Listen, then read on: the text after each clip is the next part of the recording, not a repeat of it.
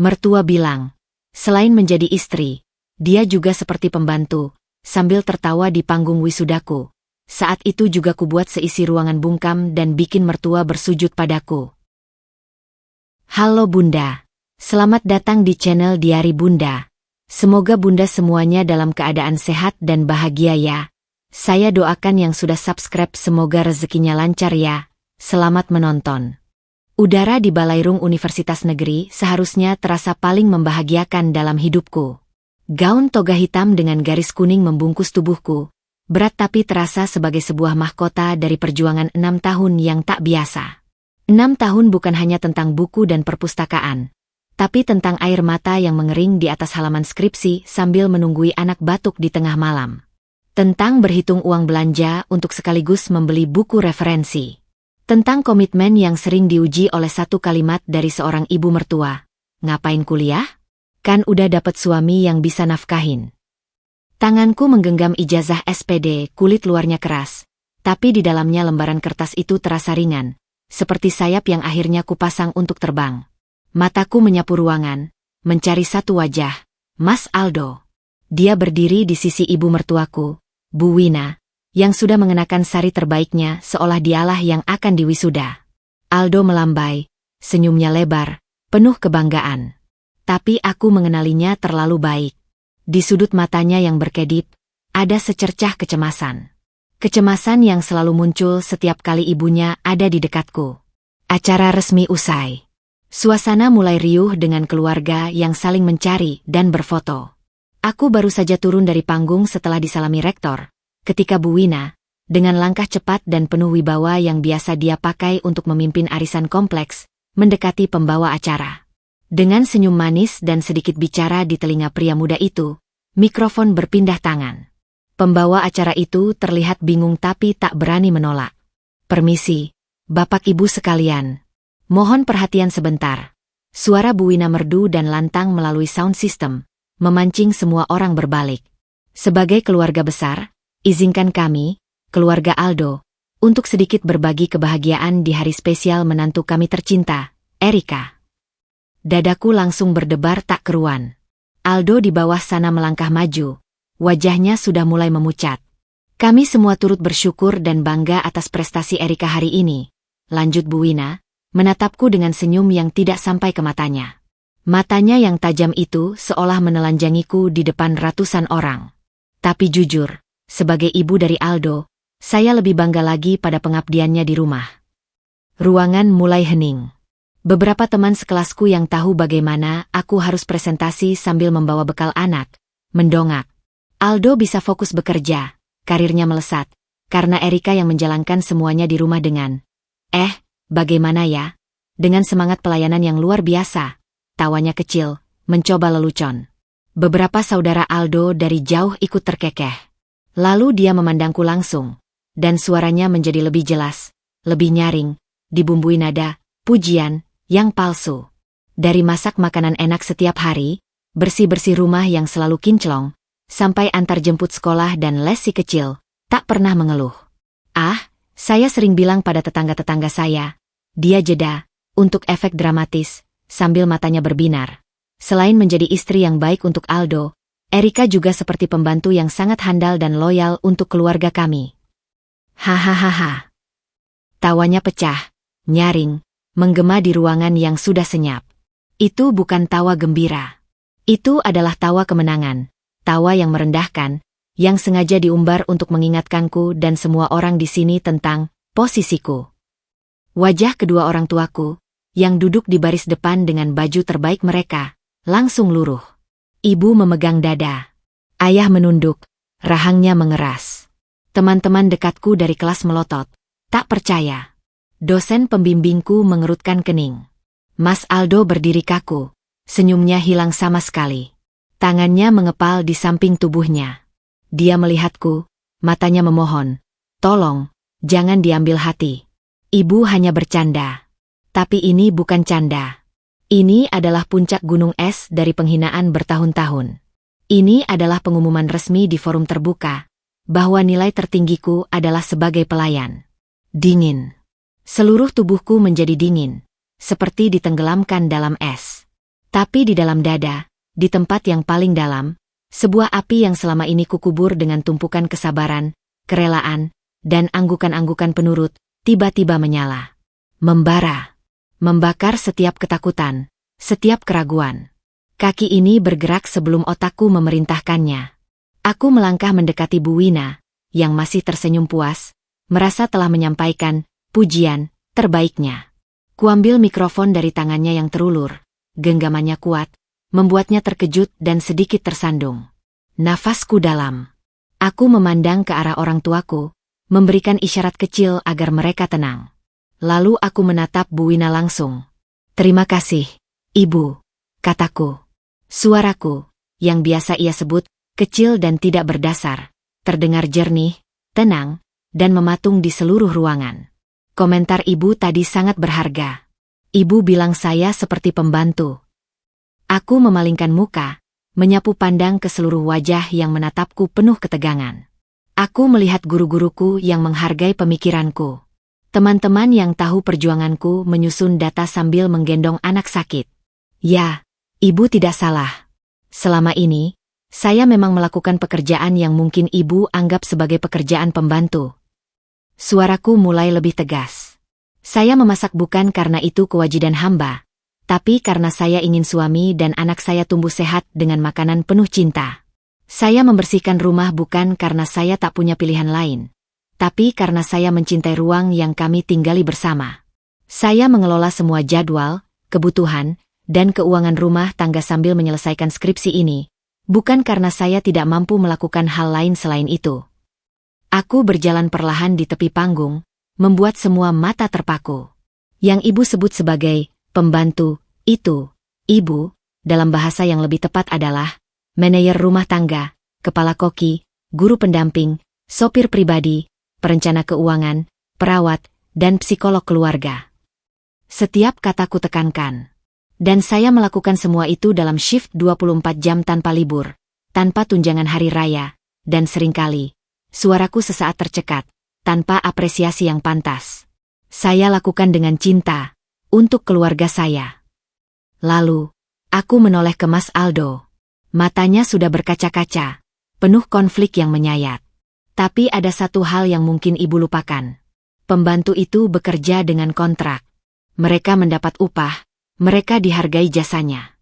Selama ini, apa yang Ibu berikan pada saya? Kritik atas masakan saya? Cemooh karena rumah berdebu saat saya ujian? Atas dasar apa Ibu merasa berhak merendahkan pengorbanan yang saya pilih dengan sadar dan penuh cinta ini, di hari di mana seharusnya saya dirayakan untuk pencapaian akademik saya sendiri? Ruangan tetap hening, tetapi keheningan itu telah berubah. Dari keheningan canggung, menjadi keheningan penuh hormat, penuh dukungan yang tak terucap. Beberapa orang mengangguk pelan. Ibuku menutup mulutnya, air mata mengalir di pipinya. Aku kembali menghadap Bu Wina. Wajahnya yang tadi penuh kemenangan kini pucat. Senyum congkahnya telah raib, digantikan oleh gurat kebingungan dan kemarahan yang mulai tersulut. Jadi Ibu benar, saya multitalenta. Tapi mulai detik ini, Ibu, saya memutuskan untuk tidak lagi mengizinkan siapapun, termasuk Ibu, menyebut dedikasi saya dengan kata-kata yang merendahkan, atau menganggapnya sebagai lelucon. Aku menarik napas panjang, memandangnya tanpa rasa takut sedikitpun. Dan untuk itu, saya butuh satu hal dari Ibu. Bukan ucapan terima kasih, tapi maaf. Maaf karena selama ini Ibu memandang rendah putra Ibu sendiri, dengan cara merendahkan istrinya. Maaf karena Ibu menganggap gelar sarjana dan kerja keras otak saya hanya sebagai hobi sampingan. Dan maaf, karena Ibu memaksa saya untuk mengatakan semua ini di depan umum, sama seperti Ibu yang mempermalukan saya tadi. Aku diam. Mikrofon masih di tanganku. Tak ada suara. Hanya desah nafas yang tertahan. Lalu, terjadi sesuatu yang tak pernah kubayangkan.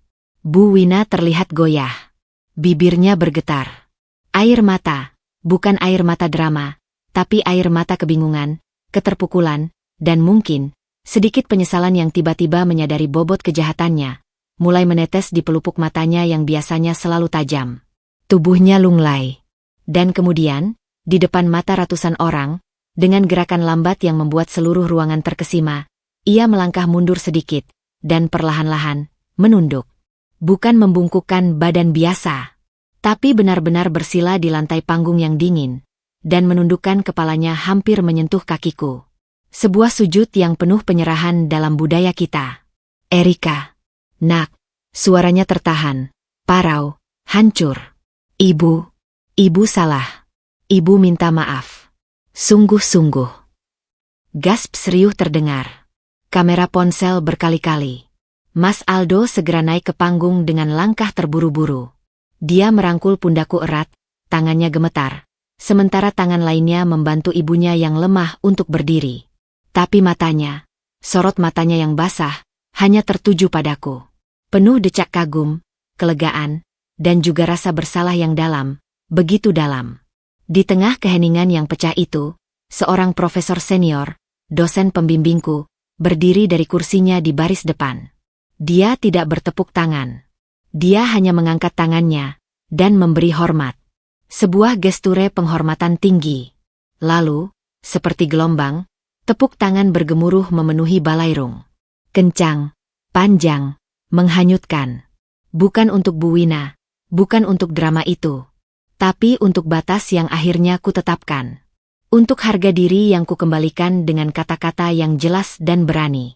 Di tengah gemuruh itu, aku memandang ijazah di tanganku. Kertas itu kini terasa hangat. Hari ini, aku tidak hanya meraih gelar sarjana pendidikan. Aku juga, untuk pertama kalinya, lulus dengan pujian dari ujian panjang bernama kesabaran. Dan ijazah yang kuperoleh adalah suara yang akhirnya kuberikan pada diri sendiri, serta rasa hormat yang kupersilakan, bahkan kupaksa, dunia untuk memberikannya padaku. Tapi di balik tepuk tangan dan pelukan Aldo, di balik air mata Bu Wina, aku melihat sesuatu di matanya saat dia akhirnya menatapku lagi sebelum turun panggung. Bukan penyesalan tulus. Itu adalah kilatan lain. Kilatan yang dingin, terluka, dan bertekad untuk membalas. Saat itu, dalam kemenanganku yang manis sepahit, sebuah firasat kecil menggelitik. Ini bukan akhir. Ini baru permulaan dari perang yang sesungguhnya. Tepuk tangan di balairung itu masih bergema di telingaku, bahkan berhari-hari setelahnya. Namun, rasanya sudah berbeda. Dari gemuruh yang membanggakan, ia berubah menjadi suara berisik yang terus mengingatkanku pada ekspresi terakhir Bu Wina sebelum ia dituntun turun panggung oleh Aldo. Bukan ekspresi seorang yang menyerah kalah, melainkan ekspresi seorang jenderal yang takluk untuk sementara, sambil mengamati medan perang dengan mata yang menghitung. Kami pulang ke rumah yang kubersihkan dengan cinta, yang dapurnya lah saksi bisu kerjaku menyelesaikan bab-bab skripsi. Suasana di dalam mobil selama perjalanan pulang seperti ruang hampa udara. Aldo berkali-kali menggenggam tanganku, membawanya ke bibirnya untuk dicium. Aku nggak nyangka kamu akan seberani itu, Erik, bisiknya, suaranya campur aduk antara kagum dan goncangan.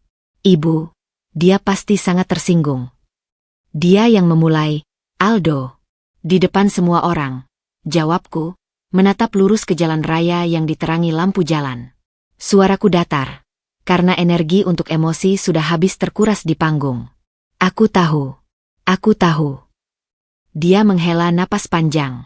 Ini mungkin kejutan yang dia butuhkan, supaya dia sadar. Tapi nada bicaranya tidak meyakinkan, lebih seperti berusaha meyakinkan dirinya sendiri. Hari-hari pertama pasca wisuda diwarnai oleh keheningan yang tidak nyaman dari pihak keluarga besar Aldo. Grup WhatsApp, keluarga harmonis, yang biasanya ramai dengan kiriman meme dan obrolan ringan, mendadak menjadi kuburan digital. Tidak ada ucapan selamat untukku di sana. Hanya sebuah broadcast message dari tanteku tentang acara pengajian yang seolah sengaja dikirim untuk mengalihkan topik. Namun, di luar tembok keluarga itu, dunia justru bertepuk tangan. Seorang teman, yang juga jurnalis lepas, tanpa sepengetahuanku merekam kejadian di panggung. Potongan videonya, mulai dari ejekan Bu Wina hingga sujudnya, menyebar di media sosial. Dalam semalam, aku menjadi bahan perbincangan. Mertua bersujud trending. Komentar netizen berduyun-duyun, istrinya hebat. Lawan yang tepat untuk mertua toksik. Aku pun pengen bisa speak up kayak gini. Tawaran mengalir masuk ke inbox media sosialku yang biasanya sepi. Sebuah sekolah swasta bergengsi menawarkanku posisi guru, bukan hanya karena ijazah SPD-ku, tetapi karena ketegasan dan integritas yang mereka tangkap dari video itu. Sebuah platform parenting mengajakku menulis artikel tentang mengelola rumah tangga dan karir. Rasanya ironis. Aku dielu-elukan publik karena membela diri dari cap pembantu. Dan sekarang orang justru ingin mendengar tentang peran domestikku. Aku menerima tawaran mengajar. Itu jalanku. Namun, di balik pintu rumah, kemenangan itu terasa hampa dan berpasir. Bu Wina tidak datang atau menelepon. Tapi kehadirannya terasa di mana-mana. Dalam kekakuan Aldo setiap kali ponselnya berdering dan ternyata bukan dari ibunya. Dalam bungkusan kue nastar lebaran yang tiba-tiba dikirimkan oleh Tante Aldo dengan pesan. Dari ibu, tapi malu ngirim langsung. Kue itu teronggok di meja makan. Tak ada yang berani menyentuhnya, seperti benda terkutuk. Suatu malam, sepulangnya dari hari pertamaku mengajar, kudapati Aldo duduk di teras, memandang kosong ke halaman. Dia tadi nelpon, katanya tanpa basa-basi, suaranya lirih. Ibu. Dia mengangguk, cuma nanya kabar. Suaranya datar sekali. Erik, kayak orang sakit. Dia cuma bilang, ibu cuma mau tahu Aldo baik-baik aja. Jangan sampai ada yang merusak hubungan ibu anak hanya karena sebuah kesalahpahaman. Lalu ditutup. Kalimat itu menggantung di udara malam yang lembab. Sebuah peluru yang dibungkus kapas. Hanya karena sebuah kesalahpahaman. Kata-kataku yang berapi-api, air matanya, sujudnya, semua direduksi menjadi kesalahpahaman. Dan kamu bilang apa? Tanyaku, berusaha tenang. Aku bilang kita baik-baik saja. Aku bilang kamu dapat kerja. Dia cuma bilang, syukurlah. Lalu nangis di telepon sebelum putus. Aldo menutup wajahnya dengan kedua tangan. Aku merasa seperti anak paling brengsek di dunia. Erik, ibu nangis. Karena aku. Disitulah letak kepahitan kemenanganku. Aku mungkin telah memenangkan pertempuran di panggung publik. Aku mungkin telah mendapatkan kembali secuil harga diriku. Tapi di medan perang yang paling personal, di hati suamiku, aku justru kehilangan ground. Kemenanganku adalah kekalahannya. Ketegasanku adalah siksaan baginya. Aku mendekat, merangkul pundaknya yang tegang. Dia menangis terisak, sebuah tangisan lelaki dewasa yang penuh kelelahan karena terjepit. Aku sayang kamu, Erik. Aku bangga sama kamu. Tapi dia ibuku. Melihat dia hancur kayak gitu. Aku tahu yang dia rasakan. Dalam budaya kita, seorang anak, terutama anak laki-laki, adalah tameng dan kebanggaan orang tua. Aldo telah membelaku, diam-diam, dengan tidak menyela pembicaraanku di panggung. Tapi itu bukan berarti hatinya tidak tercabik. Dan sekarang, ibunya yang selalu kuat, yang diyakininya sebagai wanita baja, menangis terseduh-seduh di telepon. Itu adalah senjata pamungkas Bu Wina, kelemahan yang dipentaskan. Aku tidak berniat menghancurkannya. Aldo, bisikku, suaraku serak. Aku cuma ingin dia melihatku. Bukan sebagai perabot, tapi sebagai manusia. Aku tahu, desahnya. Tapi caranya. Erik, caranya terlalu keras. Di depan semua orang. Aku khawatir dia nggak akan bisa move on dari ini. Pertanyaan yang kemudian menggelayut di benakku, membuat tidurku tak nyenyak, adalah, apakah kemenangan sejati harus mengorbankan kedamaian di rumah sendiri? Apakah suaraku yang baru saja kutemukan harus dibayar dengan kesenyapan yang lebih dalam, dengan luka di hati orang yang kucintai? Aku melihat tawaranku dari sekolah bergengsi, dari platform parenting. Semuanya terasa seperti penghiburan, seperti hadiah atas pertunjukan yang kusajikan di panggung wisuda. Dan aku mulai bertanya-tanya, apakah ini yang kuinginkan? Menjadi pahlawan bagi netizen, tetapi menjadi sumber konflik abadi dalam keluarga sendiri? Kemenanganku terasa seperti buah yang ranum tetapi beracun di bagian dalamnya. Manis di kulit, pahit dan membuat mual saat digigit. Dan di kejauhan, aku bisa merasakan, Bu Wina sedang memulihkan diri, merakit senjata-senjata baru. Dia tidak akan menyerah dengan hanya satu sujud. Perang mungkin telah berganti medan, tetapi belum berakhir. Dan kali ini, medannya adalah hati dan pikiran Mas Aldo. Bulan-bulan setelah video viral perlahan merambat seperti air surut. Kami berjalan di atas pecahan kaca yang tersembunyi di bawah karpet. Kemenangan itu bukan lagi buah ranum beracun, tapi sudah jadi batu kerikil tajam di dalam sepatu, menggesek-gesek setiap hari hingga lecet dan berdarah. Aldo berubah. Bukan dalam hal besar, tapi dalam hal-hal kecil yang lebih menyakitkan. Dia lebih sering diam. Saat aku bercerita tentang murid-murid baruku, responnya hanya anggukan singkat. Saat aku bertanya tentang harinya, jawabannya selalu, biasa aja. Dia pulang lebih larut, berdalih meeting atau lembur. Tapi matanya tidak lagi menceritakan kebohongan, hanya kelelahan yang kosong. Ranjang kami yang dulu hangat, kini terasa luas dan dingin. Dia tidur membelakangiku. Kami seperti dua orang asing yang kebetulan berbagi atap yang sama, diikat oleh hutang pernikahan dan kenangan yang mulai usang. Bu Wina tetap tak muncul. Tapi ketidakhadirannya justru menjadi bayangan yang lebih panjang dan lebih pekat dari kehadirannya sendiri. Dia hadir dalam setiap ponsel Aldo yang bergetar dan langsung dia bawa ke ruangan lain. Dalam kue-kue atau buah-buahan mahal yang tiba-tiba dikirim oleh kurir tanpa nama pengirim, seolah hantu yang memberi sesajen. Dalam desisan tante-tantanya yang sesekali mampir, kasihan Aldo jadi korban situasi. Aku merasa lelah. Lebih lelah daripada saat mengurus rumah, anak, dan skripsi sekaligus. Ini adalah kelelahan jiwa. Pertempuran di panggung wisuda telah menghabiskan seluruh nyaliku, dan kini aku tidak punya lagi tenaga untuk berperang di medan senyap ini. Aku mulai meragukan segalanya. Apakah harga diriku sepadan dengan retaknya hubungan ini? Apakah suaraku yang berani itu hanya kesombongan yang pada akhirnya meruntuhkan tembok pernikahanku sendiri? Hingga suatu sore di akhir pekan, ketika langit mendung dan hujan rintik-rintik mulai membasahi jendela, Aldo mendatangiku di dapur. Aku sedang memotong sayuran untuk makan malam, sebuah ritual yang dulu membuatnya tersenyum, kini terasa seperti tugas robotik. Erik, panggilnya. Suaranya lebih lembut daripada biasanya dalam beberapa pekan terakhir. Ibu, mau ketemu kita. Makan malam besok. Cuma kita bertiga. Pisau di tanganku terhenti. Jantungku berdebar kencang. Campuran kecemasan dan secercah harapan yang bodoh. Untuk apa?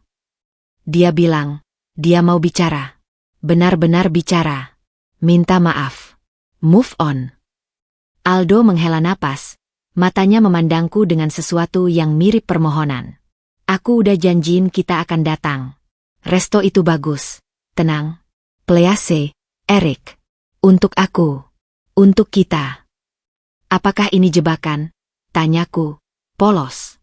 Suaraku kecil. Seperti anak kecil. Aku nggak tahu. Tapi apa salahnya kita kasih kesempatan? Kalau memang dia masih bermasalah, kita tinggal pergi.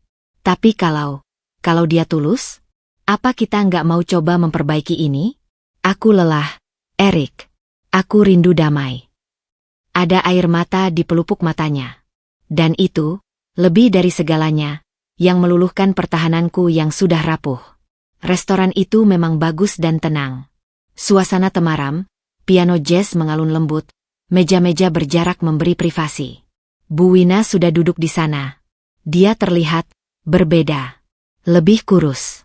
Wajahnya yang biasanya selalu tersipu rias rapi, terlihat pucat dan sedikit keriput. Dia mengenakan tunik sederhana, bukan kebaya mewah seperti biasa. Saat kami mendekat, dia berdiri, tangannya gemetar memegang tas. Erika. Aldo. Sapanya, suaranya serak. Tidak ada senyum. Hanya ekspresi lelah yang tulus. Kami duduk. Pesanan dibuat dalam kesunyian yang canggung. Setelah pelayan pergi, Bu Wina menarik napas dalam-dalam, menatap langsung ke mataku. Tatapannya tidak lagi menusuk, tapi kosong, seperti danau yang membeku. Erika, mulainya. Aku tidak akan berbasa-basi. Apa yang aku lakukan di panggung wisudamu itu salah. Sangat salah. Aku malu. Dia menunduk, jari-jarinya memilin serbet. Aku selama ini terbiasa mengontrol segalanya. Mungkin karena ditinggal ayah Aldo sejak dulu, aku merasa harus jadi yang terkuat.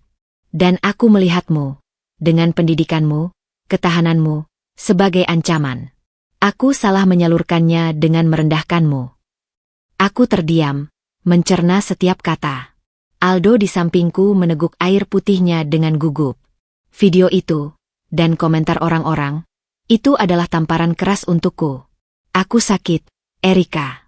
Bukan sakit fisik. Tapi sakit karena menyadari betapa buruknya diriku selama ini.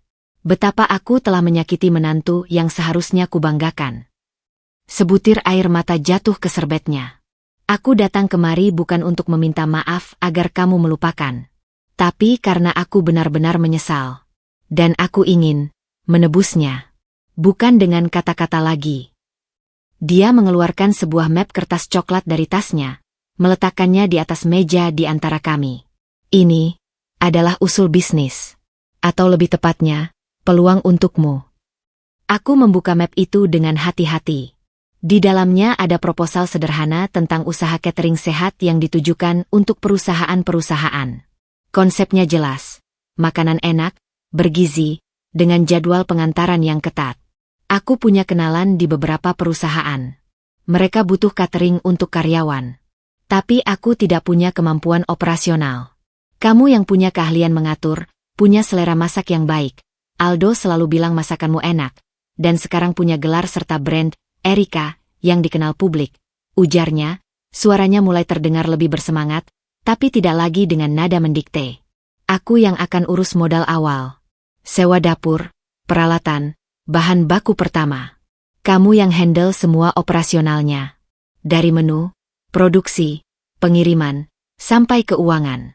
Kita bagi hasil sesuai kontribusi. Namanya, Catering Sehat Erika. Aku memandangi proposal itu, lalu memandang Aldo. Matanya berbinar, penuh harap. Ini adalah jembatan yang tidak pernah kuharapkan. Sebuah pengakuan atas kemampuanku, bukan hanya sebagai ibu rumah tangga, tapi sebagai seorang yang bisa diandalkan secara profesional. Ditawarkan oleh orang yang paling meragukannya. Kenapa harus membantuku? Tanyaku, masih waspada.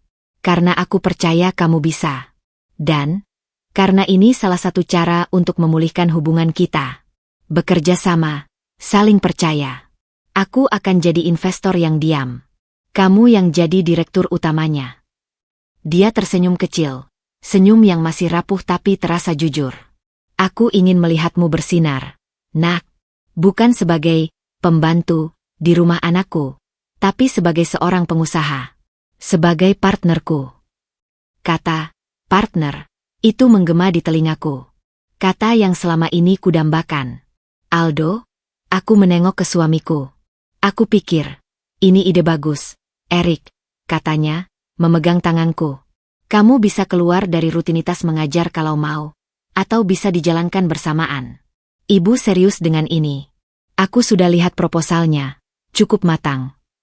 Bu Wina menambahkan, kamu tidak perlu jawab sekarang. Bawa pulang. Pikirkan.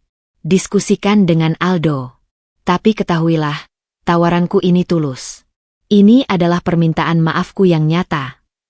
Malam itu, di mobil dalam perjalanan pulang, udara terasa lebih ringan.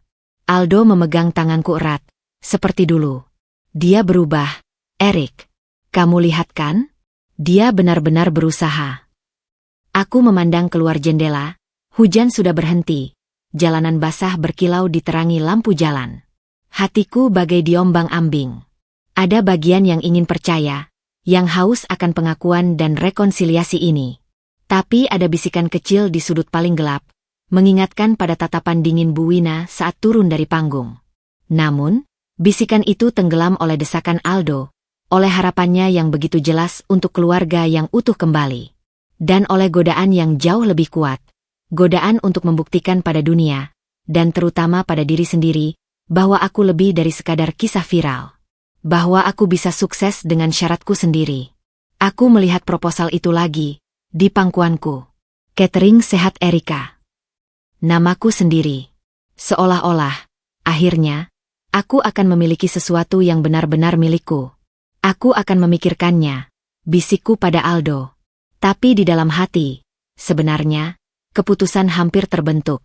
Kelelahan akan konflik, kerinduan akan kedamaian, dan keinginan untuk membuktikan diri adalah kombinasi yang terlalu kuat untuk dilawan. Aku ingin percaya pada perubahan. Aku ingin percaya pada penebusan dosa. Aku, Erika, yang baru saja belajar untuk bersuara, tanpa sadar sedang bersiap untuk memasuki sangkar baru. Sangkar yang jauh lebih mewah, dengan pintu yang terbuka lebar seolah mengundang, tetapi tetap sebuah sangkar. Dan di balik senyum permintaan maaf dan proposal bisnis yang rapi, Bu Wina mungkin sudah mulai menyusun strategi baru. Bukan lagi serangan frontal, tapi sesuatu yang lebih halus, lebih sabar, dan jauh lebih mematikan. Keputusanku untuk setuju, beberapa hari kemudian, bukanlah sebuah kemenangan. Itu adalah gencatan senjata. Dan dalam gencatan senjata, pihak yang lebih sabar dan lebih licin biasanya adalah pihak yang akhirnya merancang serangan balik yang menentukan. Keputusan untuk menerima tawaran Bu Wina adalah seperti menelan pil penenang setelah berbulan-bulan menderita insomnia. Ada kelegaan instan, rasa damai palsu yang menyelimuti rumah kami. Aldo kembali seperti sedia kala, lebih banyak tersenyum, bercanda, bahkan mulai membantu membereskan rumah tanpa diminta. Dia melihat ini sebagai awal yang baru, sebuah keluarga yang akhirnya utuh dan maju bersama.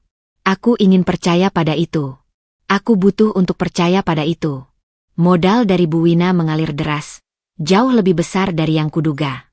Dia menyewa sebuah dapur komersial kecil di kawasan industri ringan yang bersih. Bukan sekadar tempat masak, tapi ruangan dengan peralatan stainless steel mengilap, oven besar, rak-rak pendingin, dan mesin pengemas vakum. Saat pertama kali memasukinya, rasanya seperti mimpi. Ini adalah ruang kerjaku sendiri, jauh dari remah-remah roti anak dan cucian menumpuk di rumah. Di sini, aku adalah direktur utama. Awalnya, semuanya berjalan sesuai proposal. Bu Wina hanya menelepon sesekali untuk menanyakan progres. Aku yang membuat menu perdanaku, nasi bakar ikan dori dengan saus lemon herbs, capcay kuah rendah sodium, dan salad quinoa. Resep-resep yang kususun dengan hati, menggabungkan gizi dan cita rasa. Aku merekrut 2 asisten, Sari dan Rani, lulusan SMK jurusan Tata Boga yang antusias. Kami bekerja berjam-jam, menguji rasa, menghitung kos, membuat sistem pengantaran. Pesanan pertama datang dari jaringan perusahaan teman Bu Wina. 100 porsi. Hari pengiriman pertama, tanganku gemetar menyusun kotak makan di dalam box carrier. Tapi saat feedback mulai masuk, enak, sehat tapi nggak hambar. Karyawan pada nanya ini catering siapa? Rasanya seperti mendapatkan nilai A tertinggi dalam hidup. Aku bahkan lebih bangga daripada saat menerima ijazah. Ini adalah bukti nyata. Aldo sering membawakan makan siang untukku di dapur, memelukku dari belakang sambil berbisik, "Aku tahu kamu bisa." Untuk pertama kalinya sejak wisuda, kami merasa seperti satu tim lagi. Bu Wina mengirimkan bunga dengan kartu. "Selamat untuk order pertama. Ibu bangga." Kata-kata itu kusimpan, kubingkai dalam hati. Mungkin, pikirku, penderitaan di panggung wisuda memang perlu untuk membawa kami ke titik pemahaman ini. Namun, perlahan-lahan, hampir tak terasa, iklim mulai berubah. Itu dimulai dengan hal kecil. Saat Bu Wina datang berkunjung ke dapur, dia mencicipi saus salad yang kumasak. Enak, tapi matanya menyipit. Mungkin lebih baik pakai mustard Dijon merek A, bukan merek B. Itu yang biasa dipakai di hotel berbintang. Kenalan ibu yang chef bilang begitu. Aku menjelaskan bahwa mustard merek B lebih ramah di anggaran tanpa mengorbankan kualitas. Dia mengangguk, tapi esoknya, sekotak mustard merek A tiba-tiba sudah ada di rak dapur. Dibeli oleh office boy-nya. Kemudian, soal karyawan. Rani, asistenku yang paling cekatan, harus pulang lebih awal beberapa kali karena ibunya sakit. Bu Wina, yang mendapatkan laporan kehadiran, meneleponku. "Karyawan seperti itu tidak profesional. Erika, dalam bisnis, kita butuh disiplin. Ibu punya kenalan, anak dari teman arisan yang butuh kerja. Lebih bisa diandalkan." Tapi Rani bekerja dengan baik, Bu. Dan ini keadaan darurat. Protesku. Bisnis tidak mengenal darurat, Nak. Hanya mengenal kinerja. Percayalah pada pengalaman ibu. Suaranya lembut, tapi tidak terbantahkan. Beberapa hari kemudian, Rani mengundurkan diri setelah didatangi Bu Wina yang menawarkan pesangon ala kadarnya. Posisinya diganti oleh Dina, kenalan, itu, yang lebih banyak melirik ponsel daripada memotong sayuran. Perlahan, intervensinya meningkat. Dari resep, ke jadwal pengiriman, hingga ke desain kotak makan. Aku merasa seperti pilot yang kursinya diambil alih oleh kopilot yang tak henti-hentinya mengoreksi. Setiap kali aku berusaha menegaskan pendapatku, kalimatnya selalu sama. Erika, ibu yang keluar modal besar di sini. Ibu ingin ini sukses. Percayalah, ibu sudah lama di dunia. Kalimat itu adalah mantra penjinak. Ia mengingatkanku pada ketergantungan finansialku padanya, sekaligus memanfaatkan rasa bersalahku karena tidak berpengalaman. Aldo, yang hanya melihat kesibukan dan pesanan yang bertambah, selalu menjadi penengah yang bias. Mungkin ibu memang punya pound, Erik. Dia kan punya koneksi luas. Kita dengarkan saja sementara. Yang penting bisnisnya jalan. Ini bukan kita lagi, Aldo, keluhku suatu malam, lelah. Ini aku yang bekerja, tapi ibu yang mengambil semua keputusan. Rasanya seperti dulu lagi. Aku hanya extension dari dirinya. Jangan lebay, Erik. Ibu cuma bantu.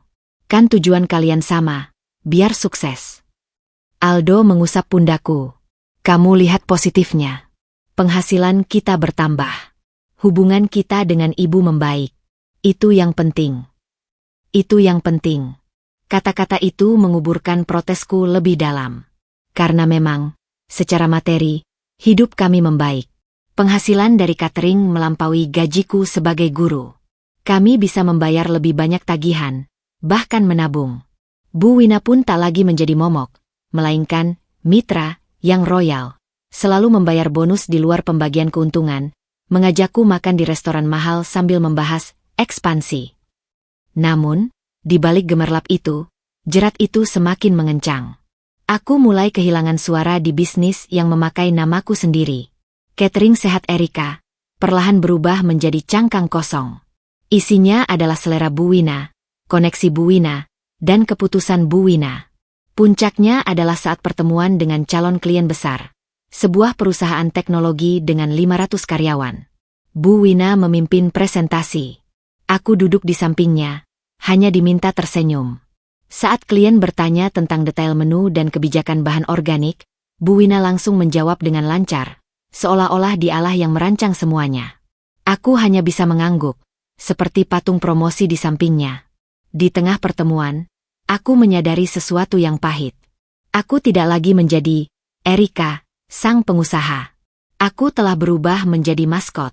Simbol rekonsiliasi keluarga yang dipoles untuk menarik simpati klien, sementara kendali sebenarnya telah direnggut dengan halus dan sempurna.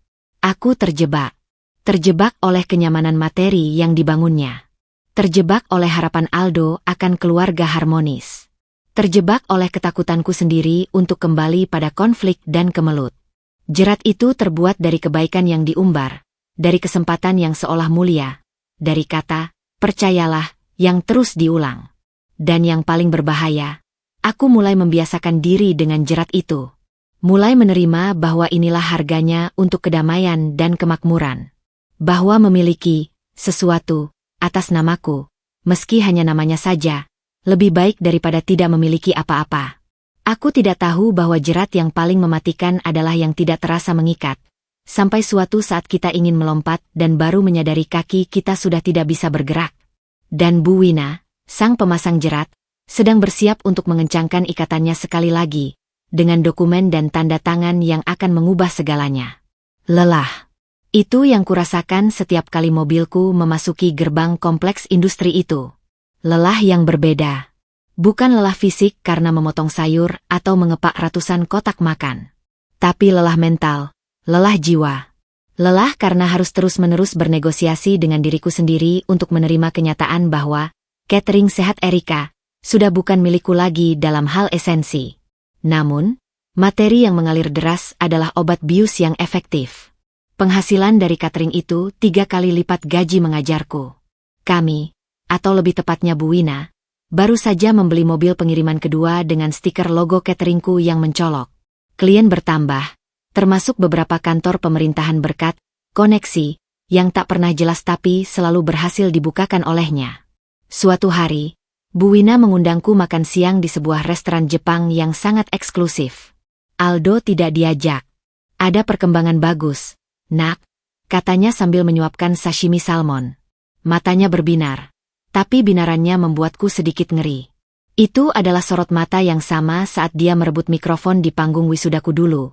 Sorot mata seseorang yang akan memaksakan kehendaknya. Perusahaan holding besar, PT Bumi Sentosa, tertarik untuk menjadikan kita vendor tetap untuk semua anak perusahaannya. Ratusan, mungkin ribuan porsi per hari. Jantungku berdetak kencang. Ini mimpi setiap pengusaha catering. Itu luar biasa, Bu. Iya, tapi syaratnya, kita harus scale up. Perluas dapur, tambah kendaraan, pekerjakan minimal 20 karyawan tetap, dan yang terpenting. Dia menatapku tajam. Kita harus punya sertifikasi halal MUI level tertinggi dan izin PYRT industri. Semua itu butuh modal besar. Berapa besar? Tanyaku. Hati-hati. Setidaknya 1 miliar untuk awal. Angka itu membuatku tersedak minuman. 1 miliar? Itu gila, Bu. Kita belum sebesar itu. Makanya kita butuh pinjaman bank. Dia mengeluarkan setumpuk dokumen dari tas kulit mewahnya. Ibu sudah urus semuanya. Sudah ada bank yang mau kasih pinjaman dengan syarat agunan. Agunannya, ibu yang urus. Aset ibu di Bogor yang akan jadi jaminan. Dia menyodorkan beberapa halaman berisi tabel angka dan paragraf hukum yang berbelit. Aku, dengan latar belakang pendidikan yang sama sekali bukan hukum atau bisnis, hanya melihat samar-samar. Ini apa, Bu? Formalitas. Sayang. Karena nama usahanya, Catering Sehat Erika. Secara hukum, pemilik usahanya adalah kamu. Jadi, untuk pinjaman ini, yang harus tanda tangan sebagai peminjam adalah kamu. Tapi tenang, dia menekankan, tangannya menepuk punggung tanganku. Agunannya aset ibu. Ibu yang tanggung jiwanya. Kamu cuma tanda tangan saja. Ini demi kemajuan usaha kamu. Ada alarm kecil yang berbunyi di kepalaku. Tapi, Bu, kalau begitu kenapa saya yang harus meminjam? Kenapa tidak ibu saja yang langsung? Karena skema pembiayaan usaha kecil, nak. Lebih mudah disetujui kalau yang mengajukan adalah pemilik usaha langsung. Dan kan, ibu yang akan bayar cicilannya. Ibu yang pegang kendali keuangan. Ingat.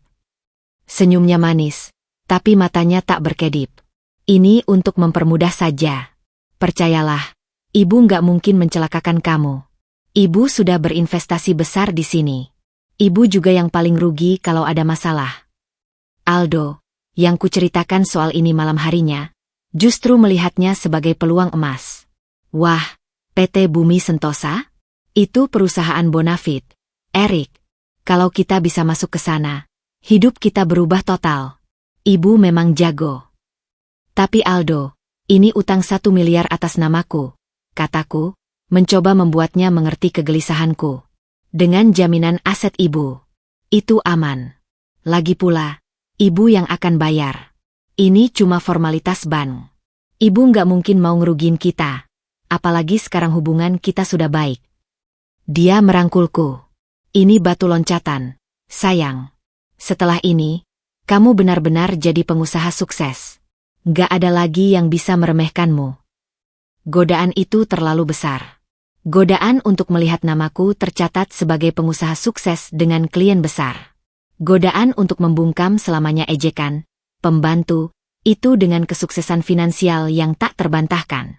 Godaan untuk membuktikan pada Bu Wina, pada Aldo, pada dunia, bahwa aku memang layak. Ditambah dengan kepercayaan buta pada Aldo, yang sepenuhnya mendukung, dan kelelahan berpikir untuk terus mencurigai niat baik yang, tampaknya, tulus, akhirnya membuatku melunak. Pertemuan dengan notaris diatur cepat. Ruangan ber-AC, beraroma kayu mahoni dan kertas resmi. Bu Wina sudah ada di sana bersama seorang pria berkacamata yang memperkenalkan diri sebagai notarisnya. Dokumen yang harus kutandatangani lebih tebal, berbahasa hukum yang kaku dan asing. Apa isi semua ini? Tanyaku terakhir kali, jari sudah memegang pulpen. Secara garis besar, ini adalah perjanjian pinjaman dengan bank, dengan agunan dari Ibu Wina, jelas notaris itu dengan suara datar. Dan beberapa lampiran standar mengenai operasional usaha. Bu Wina menambahkan, sambil tersenyum sabar. Semua demi kelancaran, nak. Ibu sudah baca semuanya. Aman. Aku melihat ke Aldo. Dia mengangguk, memberiku isyarat untuk teruskan. Dengan nafas dalam-dalam, aku membubuhkan tanda tanganku. Erika Wijaya. Di beberapa halaman. Bunyi gesekan pulpen di atas kertas itu terdengar seperti pintu yang terkunci. Bu Wina segera menyimpan dokumen itu dengan hati-hati ke dalam tasnya sendiri. Selamat, Erika. Sekarang kita benar-benar siap untuk level berikutnya. Beberapa minggu kemudian, dapur memang diperluas.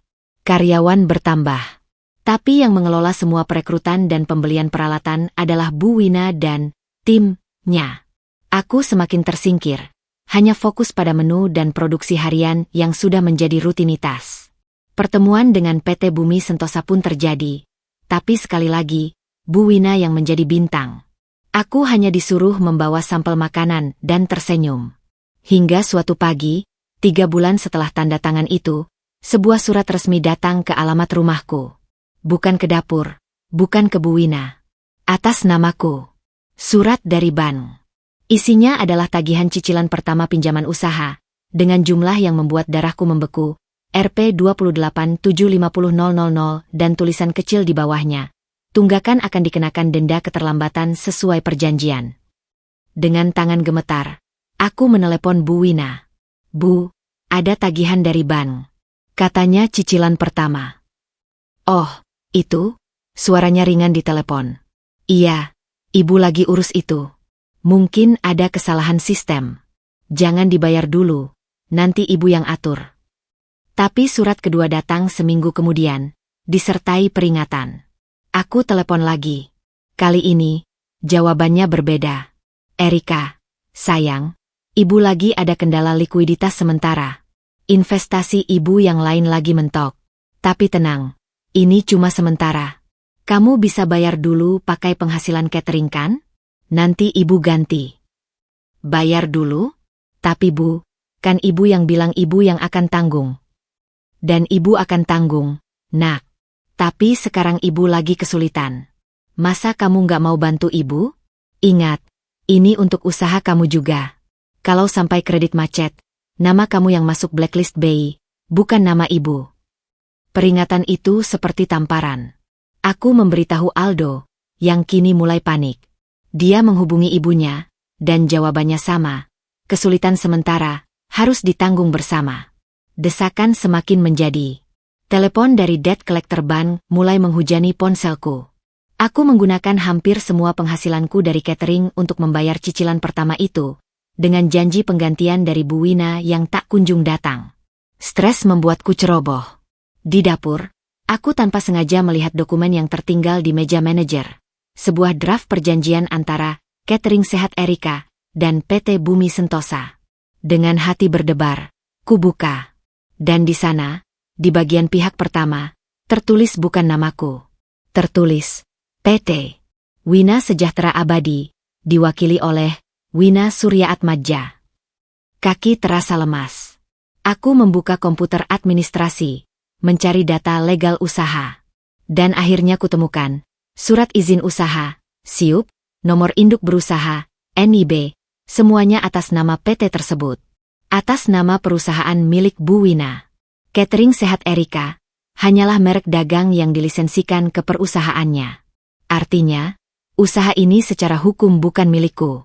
Tapi hutang 1 miliar itu, atas namaku. Aku menghadapinya di rumah megahnya. Dokumen itu terbuka di meja marmer. Kenapa, Bu? Kenapa semua izin usaha atas nama perusahaan ibu? Kenapa saya tidak tahu? Bu Wina tak lagi memakai senyum sabar. Wajahnya dingin, seperti es. Karena yang mengeluarkan modal besar adalah ibu, Erika. Wajar kan kalau secara hukum, pemiliknya adalah ibu? Kamu dapat bagi hasil. Itu sudah lebih dari cukup. Tapi hutangnya, atas nama saya. Teriakku, suara penuh keputusasaan. Dia mendekat, suaranya berbisik tajam. Itu konsekuensinya. Sayang. Kamu mau naik level? Harap bayar harganya. Sekarang, kamu punya dua pilihan. Teruskan usaha ini, dengan aturan ibu, dan ibu akan bantu bayar cicilan kalau keadaan ibu sudah membaik. Atau, kamu bikin masalah, dan biarkan hutang itu menghancurkan hidupmu. Ingat, yang masuk blacklist dan dikejar debt collector adalah Erika Wijaya, ibu rumah tangga, bukan ibu. Dia berjalan ke jendela, memandang keluar. Oh ya, mengenai catering sehat Erika. Setelah merger dengan vendor lain untuk kontrak Bumi Sentosa, mungkin kita akan ganti nama yang lebih profesional. Kamu akan tetap dapat posisi, kok, sebagai supervisor produksi. Dengan gaji tetap, tentu saja. Aku terpaku. Pengkhianatan itu sempurna, keji, dan terencana. Dia menggunakan tanda tanganku, kepercayaan butaku, dan keinginanku untuk diakui, untuk menjeratku dalam hutang dan mengambil alih segalanya. Kamu merancang ini dari awal. Desisku, seluruh tubuhku gemetar. Dia menoleh, dan senyum tipis yang penuh kemenangan menghiasi bibirnya. Belajarlah, Erika. Di dunia bisnis dan keluarga, yang bertahan bukan yang paling keras suaranya, tapi yang paling sabar merakit strategi. Selamat datang di dunia nyata. Aku keluar dari rumahnya dengan langkah goyah. Tanda tanganku di atas kertas itu telah mengubah hidupku. Bukan menjadi pengusaha sukses, tapi menjadi kreditur bermasalah, dan calon pegawai di bisnis yang memakai namaku sendiri. Pengkhianatan itu tidak hanya mengambil usahaku, tetapi juga sisa harga diri dan kepercayaan yang baru saja kukumpulkan. Dan sekarang, aku harus menghadapi kenyataan pahit. Aku telah menandatangani kehancuranku sendiri. Surat-surat tagihan dari bank itu seperti dedaunan kering yang terus berjatuhan di depan pintu rumah. Setiap dering telepon dari nomor tak dikenal membuat jantungku berdegup kencang, disusul rasa mual yang akrab. Rp 28750000. Angka itu terpampang di setiap lembar peringatan, membakar retinas, menggerogoti tidur. Aku mencoba bertahan.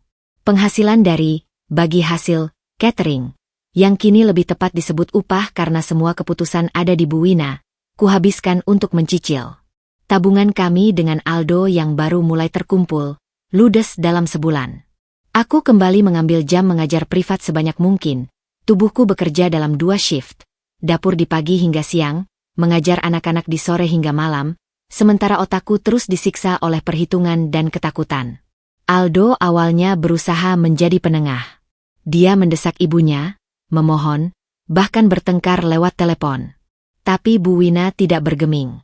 Suaranya di speakerphone terdengar dingin dan terukur. Aldo, ibu sedang kesulitan likuiditas. Ini hanya sementara. Erika harus bisa bertanggung jawab. Ini hutang atas namanya, untuk usahanya. Tapi itu kan janji ibu. Janji ibu yang bayar, teriak Aldo, suaranya pecah. Janji di dunia bisnis harus hitam di atas putih. Nak, yang ada di atas kertas adalah Erika sebagai peminjam. Ibu cuma bantu jamin. Sekarang, kalian harus bisa mandiri menghadapi konsekuensi. Panggilan itu berakhir dengan Aldo melempar ponselnya ke sofa. Wajahnya merah karena frustrasi dan rasa bersalah. Aku nggak ngerti. Ibu kayak orang lain. Kayak nggak kenal kita. Tapi tekanan terus meningkat. Tagihan listrik dan air dapur catering yang juga atas namaku mulai datang. Bu Wina dengan santai berkata, itu kan bagian dari operasional, harusnya dari cash flow catering. Kamu yang handle dulu ya, nak. Aku terjepit. Antara menjadi supervisor produksi, yang diperas di bisnis yang dulu kubangun, atau berhenti dan menghadapi hutang sendirian tanpa penghasilan sama sekali. Aku memilih bertahan, sambil pelan-pelan mengumpulkan bukti-bukti. Rekaman percakapan samar, email, catatan transfer yang menunjukkan bahwa semua modal dan keputusan berasal darinya. Puncak kejatuhan terjadi di acara ulang tahun perusahaan PT Bumi Sentosa. Sebagai vendor makanan, kami, atau lebih tepatnya, PT Wina Sejahtera Abadi, ditampilkan di sebuah booth. Bu Wina, dengan kebaya kebesarannya, berdiri di sana seperti ratu yang menerima penghormatan. Aku, dengan apron, catering sehat Erika, yang terasa seperti piagam penghinaan, mengatur tumpukan piring di belakang. Seorang direktur muda mendekati booth, menyalami Bu Wina. Luar biasa kualitasnya, Bu Wina. Catering sehat Erika memang beda. Terima kasih. Ibu yang langsung handle quality control-nya, sahutnya ramah, tanpa sekalipun menunjuk ke arahku. Tapi kemudian, direktur itu melihatku. Matanya berbinar mengenali. Oh, ini, Ibu Erika, kan? Yang viral di wisuda dulu? Hebat ya, dari situasi itu bisa bangun bisnis sebesar ini. Sebelum aku sempat membuka mulut, Bu Wina sudah melangkah maju, senyumnya tetap terkembang, tapi suaranya rendah dan tegas hanya untuk kami bertiga. Iya, Erika sekarang fokus membantu di bagian produksi.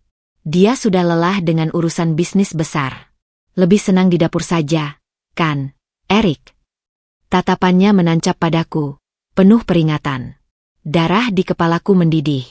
Rasanya seperti panggung wisuda itu terulang, tetapi dengan penghinaan yang lebih halus dan lebih menyakitkan karena dilakukan di atas puing-puing usahaku sendiri.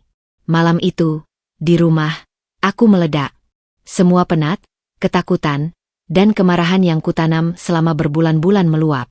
Aku meneriakkan segalanya pada Aldo, tentang penipuan, tentang dokumen, tentang bagaimana ibunya dengan sengaja menghancurkanku. Aldo mendengarkan dengan wajah pucat.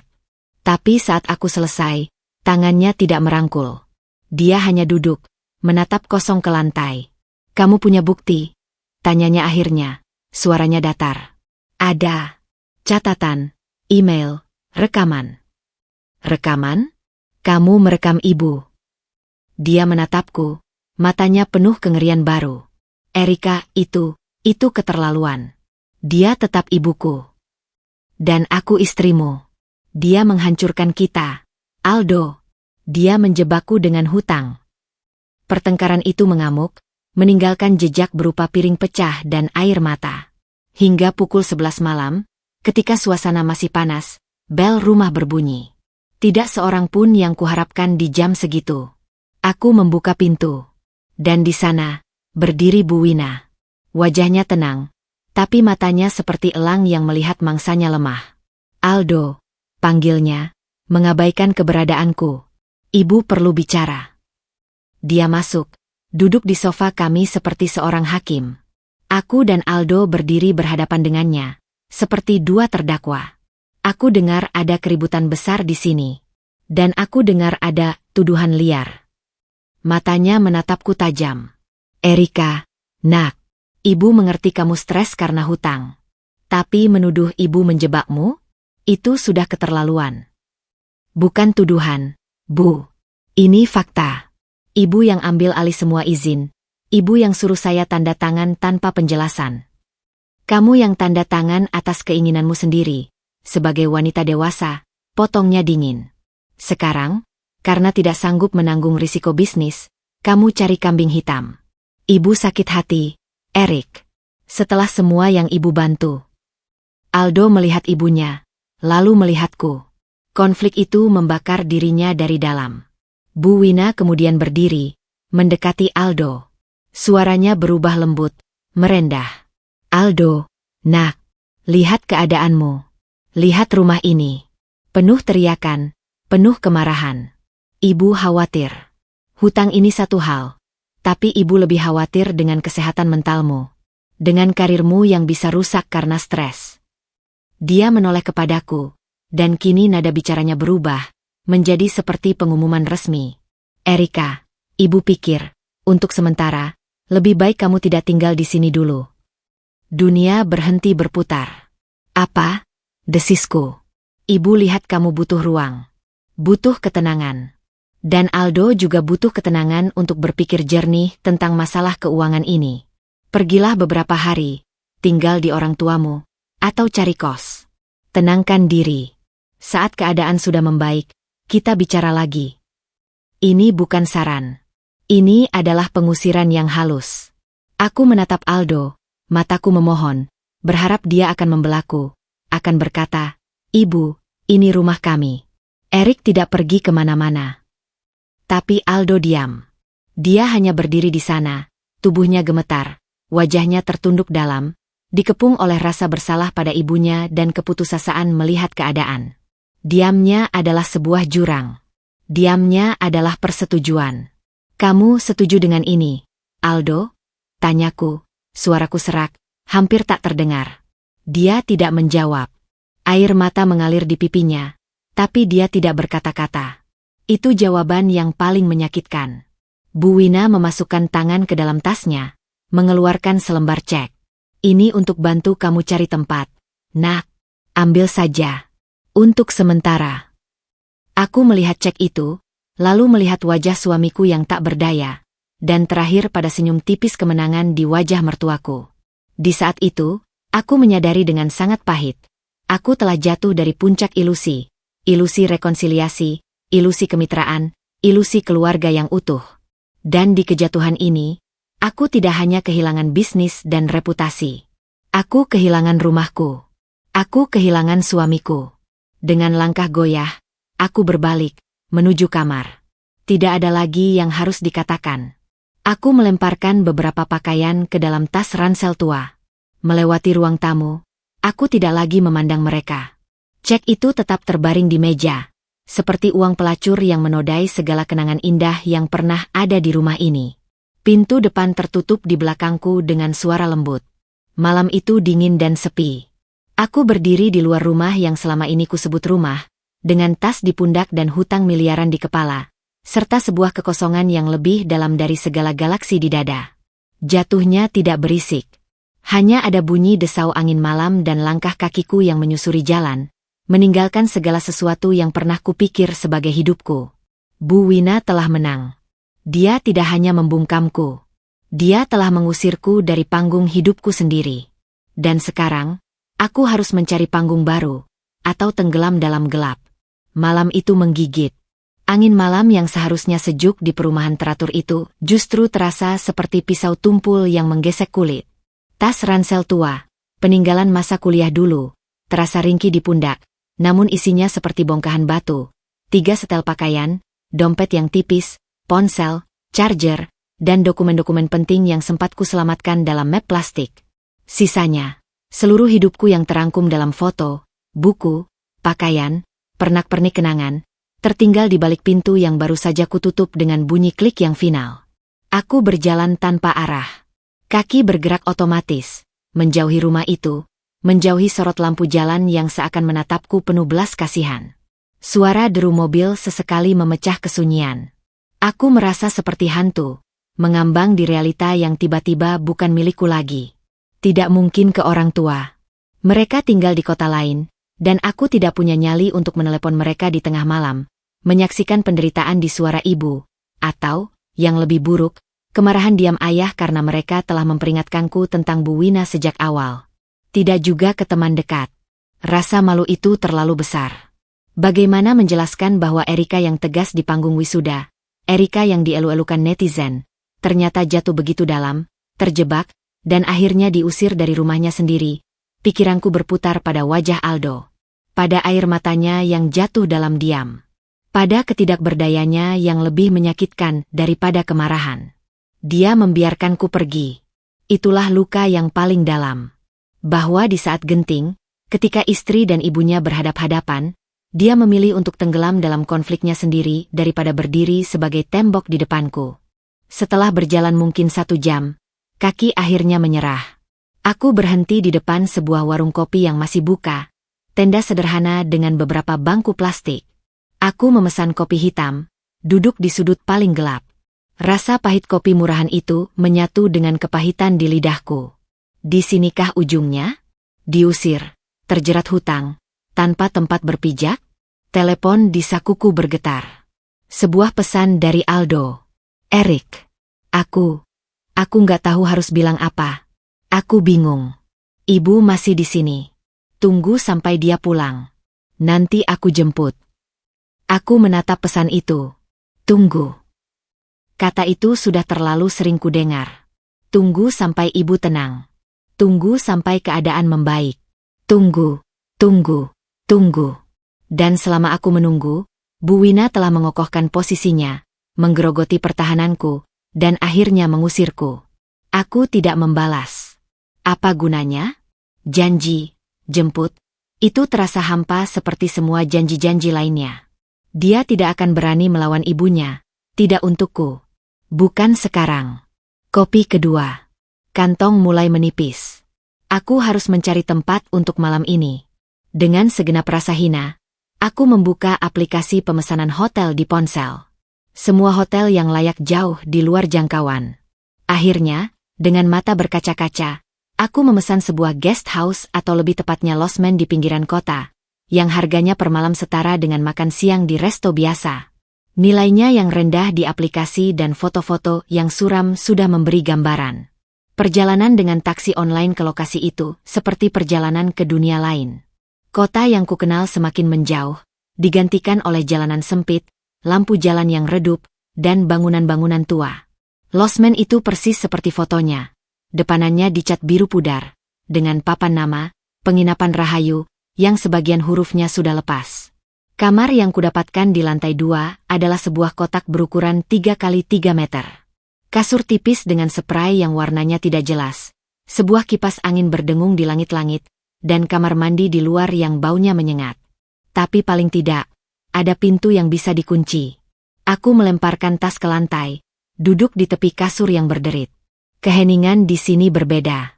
Ini adalah keheningan keterpurukan, keheningan seorang pecundang. Aku membuka map plastik berisi dokumen.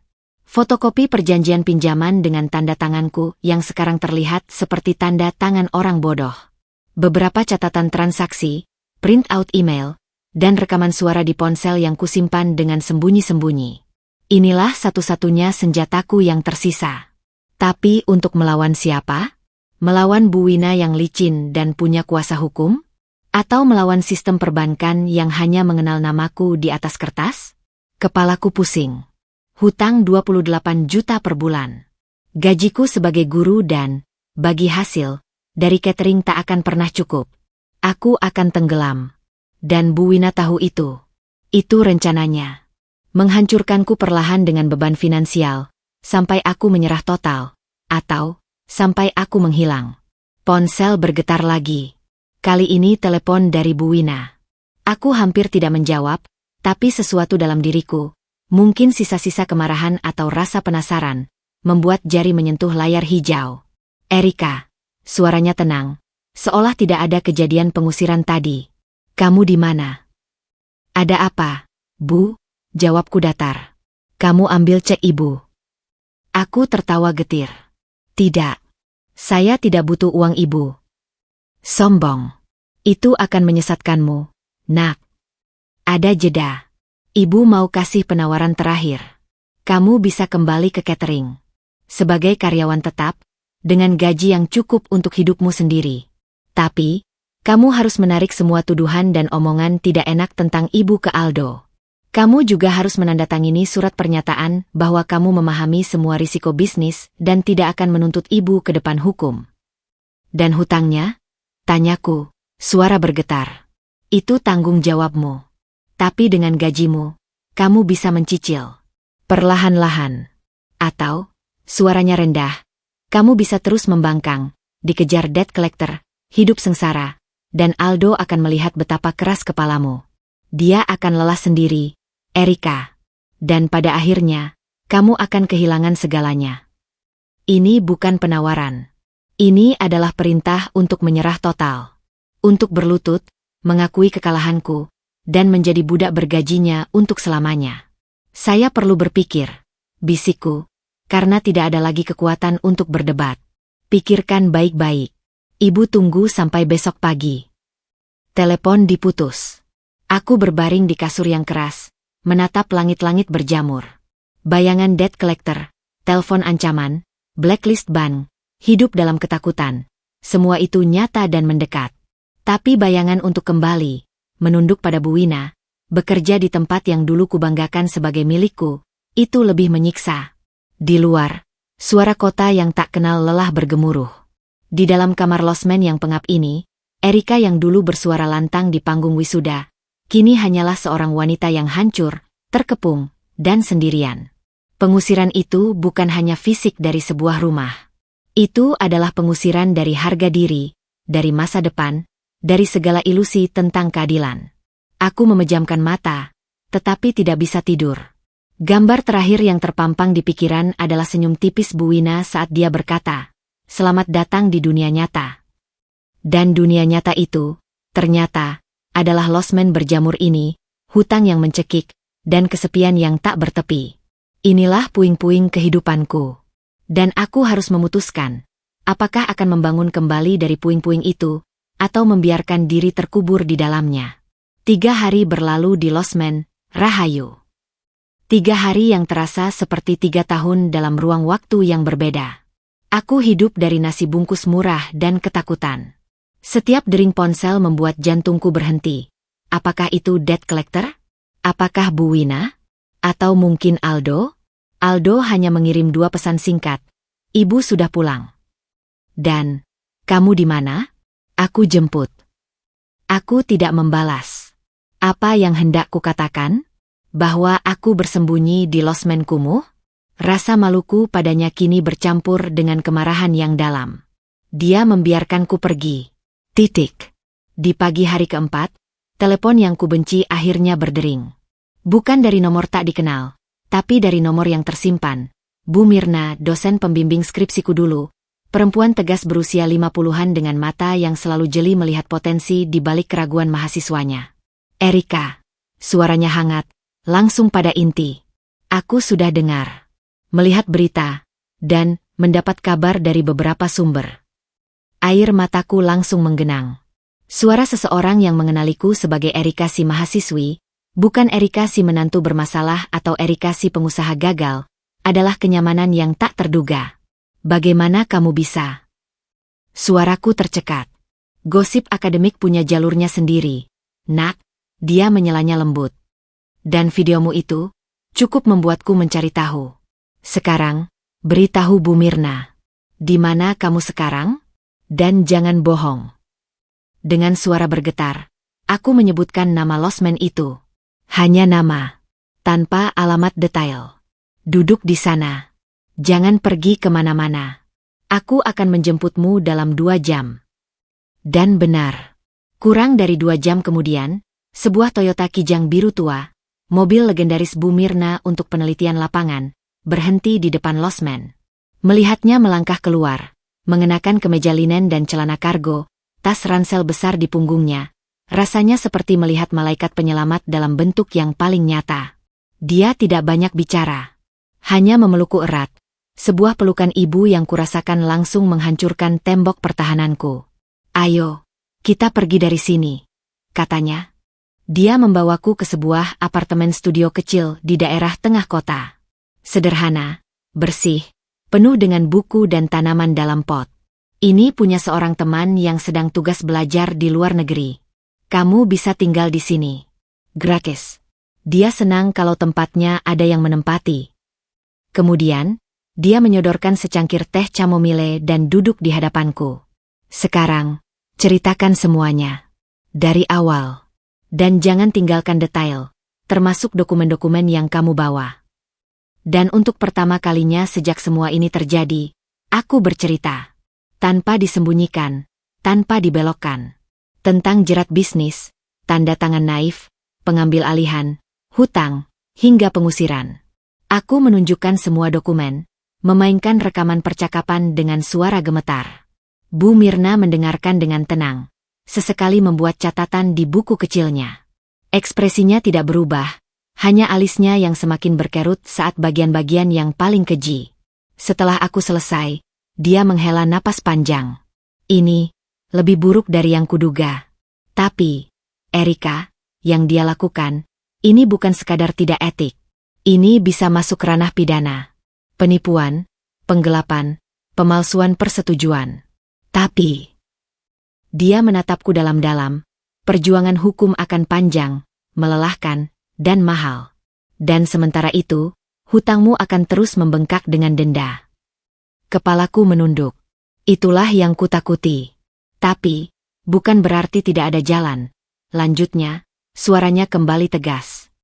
"Aku punya 2 proposal untukmu. Pertama, temanku, Bima, adalah pengacara muda yang brilian, spesialis hukum bisnis dan keluarga. Dia sering menangani kasus-kasus seperti ini dengan pendekatan yang kreatif. Dia mungkin bisa membantumu, dengan fee yang bisa dinegosiasikan nanti. Harapan kecil mulai menyala. Dan kedua, Bu Mirna melanjutkan, membuka laptopnya. Ada proyekku yang sudah lama tertunda. Dokumentasi pendidikan alternatif di beberapa komunitas adat terpencil di Papua. Aku butuh asisten di lapangan yang bisa mengajar dasar-dasar literasi dan numerasi pada anak-anak sambil mendokumentasikan proses dan kearifan lokal mereka.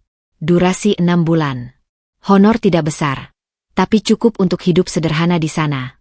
Semua akomodasi dan transportasi ditanggung. Dia menatapku. Ini akan membawamu jauh dari sini, Eric. Jauh dari tekanan debt collector, dari drama keluarga, dari semuanya. Memberi kamu waktu untuk bernapas, sembari Bima mengurusi kasus hukummu di sini. Tapi, ini bukan liburan. Kehidupan di sana sangat keras. Tidak ada sinyal ponsel yang stabil, listrik terbatas, akses kesehatan minim. Kamu harus benar-benar siap. Papua. Ujung paling timur Indonesia. Jauh. Sangat jauh dari segala kekacauan hidupku. Gambaran hutang, Bu Wina, Aldo, dan muka debt collector yang marah seketika memudar, digantikan oleh bayangan hutan lebat, anak-anak dengan mata berbinar, dan kesunyian yang mungkin justru kubutuhkan untuk menyembuhkan luka. Tapi, hutangnya? Bagaimana dengan telepon dari bank? Tanyaku, masih ragu. Biarkan Bima yang menanganinya.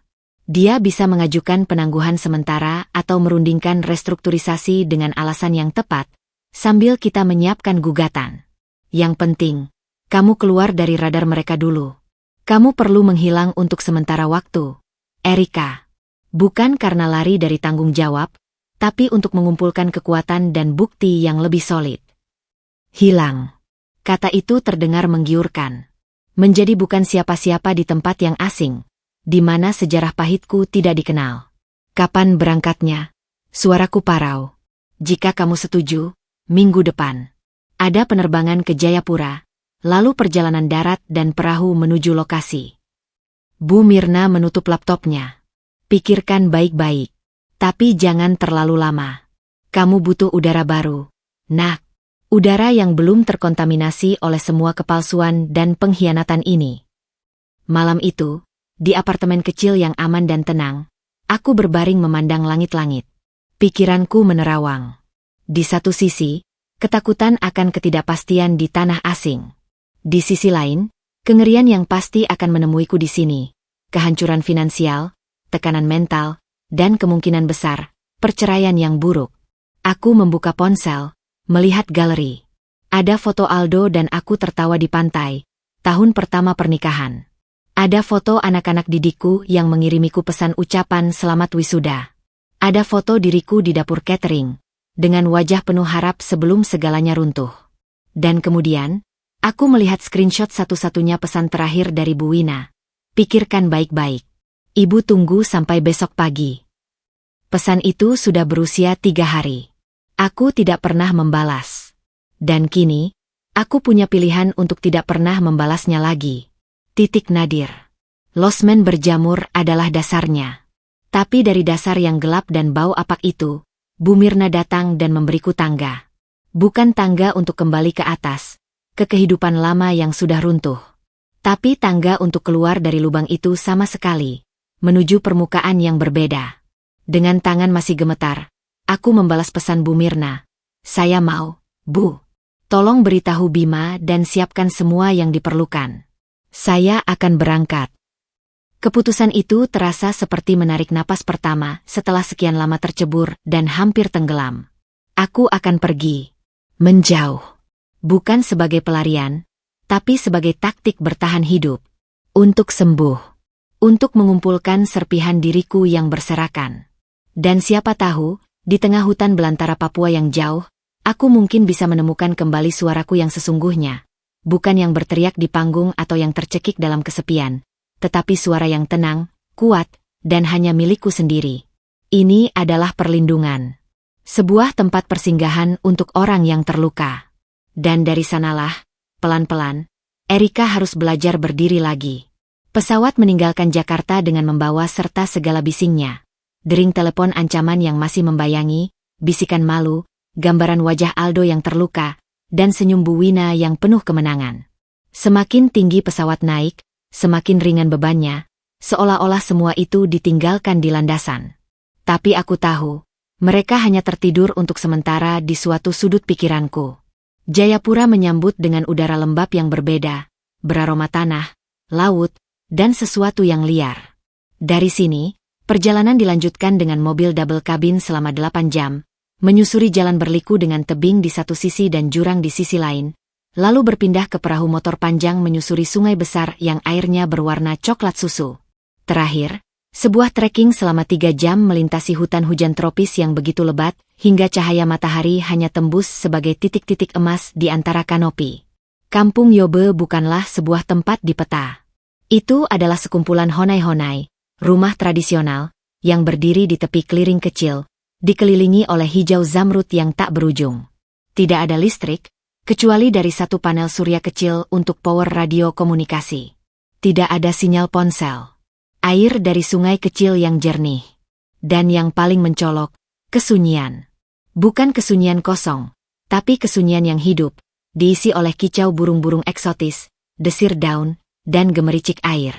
Aku disambut oleh kepala suku, Bapak Obed, dan istrinya, Mama Yosina. Wajah mereka berkerut oleh matahari dan kehidupan, tapi mata mereka hangat dan penuh penerimaan. Selamat datang, Guru Erika, kata Bapak Obed dengan bahasa Indonesia yang terbata-bata. Anak-anak, sekitar 15 orang dari usia 5 hingga 12 tahun, mengintip dari balik tubuh orang tua mereka, mata mereka besar, penuh rasa ingin tahu, dan sedikit takut. Honai yang kutinggali sederhana. Lantai tanah yang dipadatkan, atap jerami, satu tikar, dan sebuah lentera minyak. Malam pertama, saat kegelapan hutan turun dengan cepat dan pekat, aku duduk sendirian mendengarkan suara malam yang asing.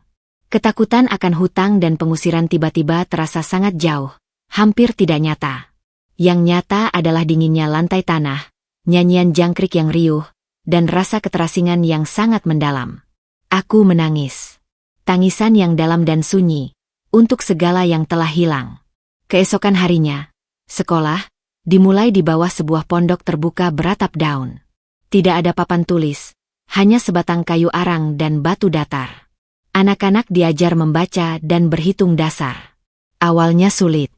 Mereka lebih terbiasa mengenal jejak binatang daripada huruf alfabet. Tapi aku belajar dari mereka. Belajar kesabaran Mama Yosina saat mengajariku menenun noken, tas tradisional. Belajar ketelitian anak-anak saat mereka menunjukkan padaku cara memancing ikan dengan mata kail sederhana. Belajar kebijaksanaan Bapak Obed tentang membaca tanda-tanda alam. Di sini, nilai-nilai dunia lamaku runtuh satu persatu. Apa artinya gelar sarjana di tempat di mana kemampuan bertahan hidup lebih dihargai? Apa artinya bisnis catering mewah di tengah masyarakat yang berbagi satu ekor ikan hasil tangkapan untuk makan malam bersama? Aku, yang dulu merasa menjadi manajer yang hebat, merasa sangat tidak berdaya saat tidak bisa menyalakan api tanpa korek atau menemukan jalan kembali ke Honai saat tersesat di tepi hutan. Tapi pelan-pelan, aku menemukan ritme baru. Bangun saat ayam hutan berkokok, mengajar di pagi hari, membantu Mama Yosina berkebun singkong dan sayur di siang hari, mendokumentasikan cerita-cerita rakyat dan ritual adat di sore hari. Malam hari, di bawah cahaya lentera, aku menulis jurnal untuk Bu Mirna dan untuk diriku sendiri. Menulis tentang Ruri, gadis kecil yang jenius dalam berhitung dengan biji-bijian tetapi tak bisa menulis namanya. Tentang Kaleb, anak laki-laki yang selalu membawaku bunga liar setiap pagi. Tentang rasa kagumku melihat komunitas ini hidup dalam kesederhanaan dan kebersamaan yang tulus, sesuatu yang sudah lama hilang dari hidupku. Berselang sebulan sekali, aku dan Bapak Obed melakukan perjalanan 1 hari penuh ke desa terdekat yang punya sinyal lemah. Di sanalah aku menghubungi Bu Mirna dan Bima, si pengacara, via telepon satelit milik puskesmas. Perkembangan dari Bima selalu sama. Proses berjalan, Erika. Lambat, tapi ada kemajuan. Kami sudah mengajukan keberatan atas perjanjian pinjaman dengan alasan cacat hukum. Bank sedang menginvestigasi. Bu Wina sudah dilayangkan somasi pragugat. Suaranya selalu tenang, meyakinkan. Dia juga yang melaporkan bahwa telepon dari debt collector ke nomorku sudah berhenti, setidaknya untuk sementara. Suatu hari, setelah 3 bulan, dalam sesi telepon itu, Bima berkata, "Ada kabar dari Aldo. Dia mencari kamu. Tahu kamu pergi, lewat Bu Mirna. Dia minta nomor kontakmu." Jantungku berdebar kencang. Rindu yang lama terpendam menyembur, tapi langsung dibekukan oleh kenangan pengusiran dan diamnya. "Jangan berikan," jawabku. Suaraku lebih tegas dari yang kukira. "Oke," sahut Bima. "Tapi, satu hal, Erika. Menurut investigasi kami, keadaan di sana tidak baik. Bisnis catering merger gagal total. Resep dan manajemenmu sangat dirindukan. Hutang-hutang lain Bu Wina bermunculan. Dan Aldo, dia keluar dari pekerjaannya." "Karma," kata itu terngiang. Tapi tidak ada rasa senang. Hanya kehampaan. Mereka hancur. Dan itu tidak membuat lukaku sembuh. Kembali ke Yobao, aku membawa kabar itu pulang. Tapi hutan sudah mengajariku sesuatu. Di sini, ada siklus kehidupan dan kematian yang alami. Seekor rusa diburu untuk makanan, tulangnya dikubur dengan doa agar rohnya tenang. Tidak ada dendam, hanya penghormatan.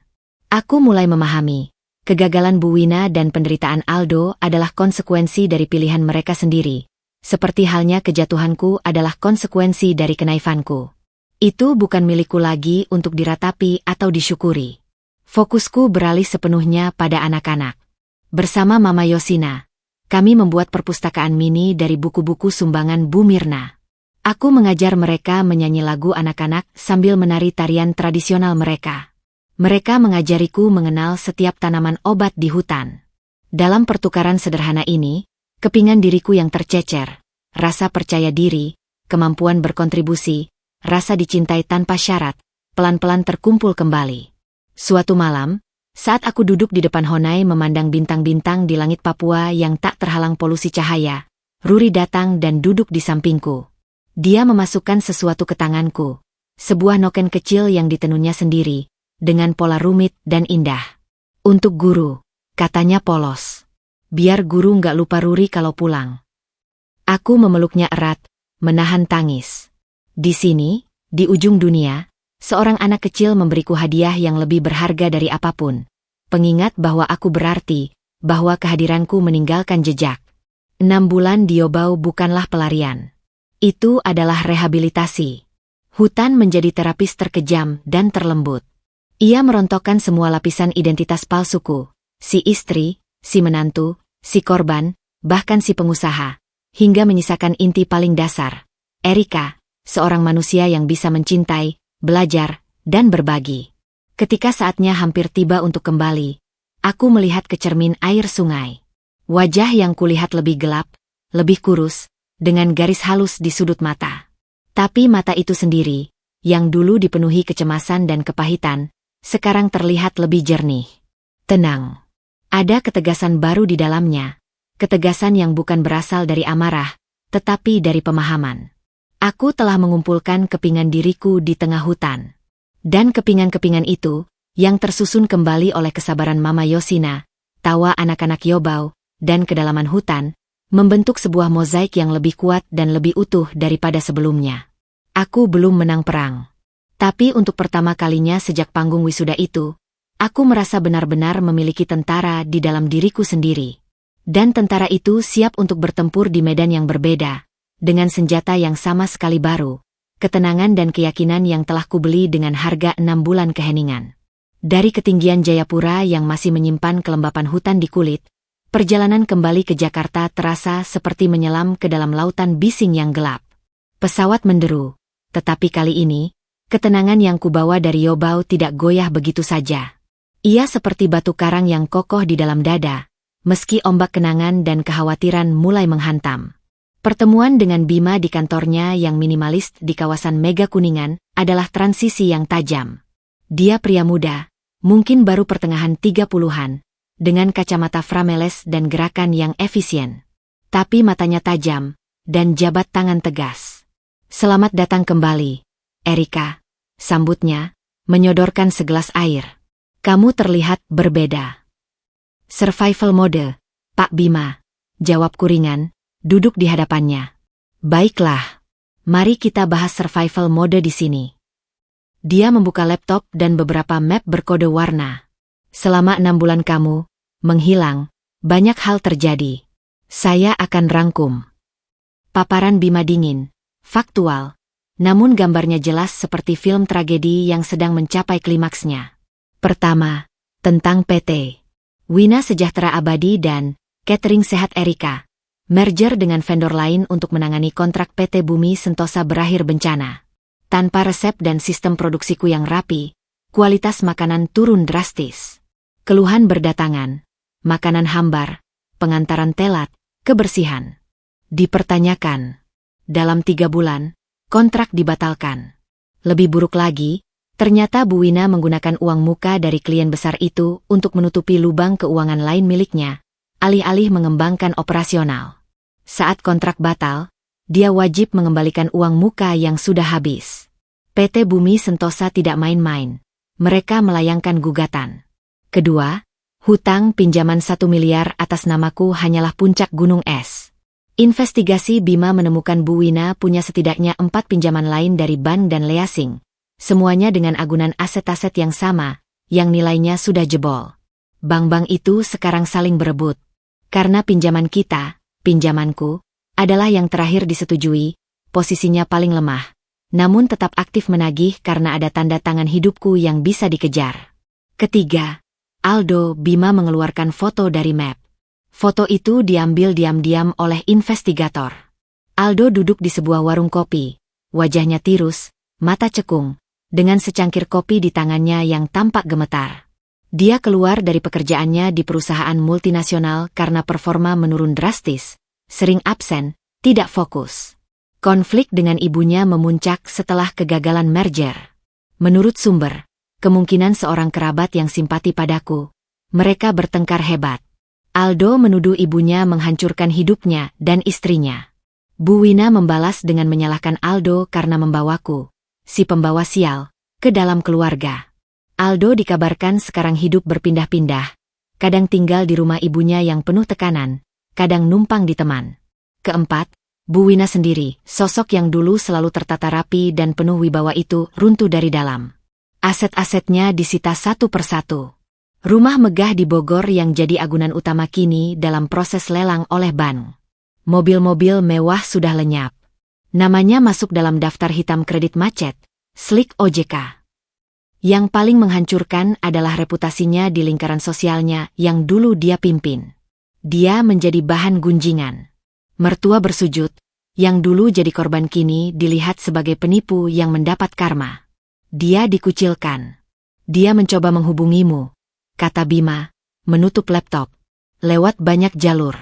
Ke Bu Mirna, bahkan ke orang tuamu. Memohon, meminta kamu untuk membicarakan penyelesaian kekeluargaan. Tentu saja, semua permintaan itu kami tolak tanpa memberitahu keberadaanmu. Aku mendengarkan semua ini dengan tenang yang mengejutkan diriku sendiri. Dulu, mendengar kabar buruk tentang Bu Wina mungkin akan membuatku bersenang hati. Sekarang, yang kurasakan hanyalah kepedihan yang dalam dan sunyi. Bukan untuknya, tapi untuk semua kehancuran yang tidak perlu. Untuk Aldo yang terjebak. Untuk impian catering yang ternoda. Jadi, posisi hukum kita sekarang? Tanyaku. Fokus pada hal yang bisa dikendalikan.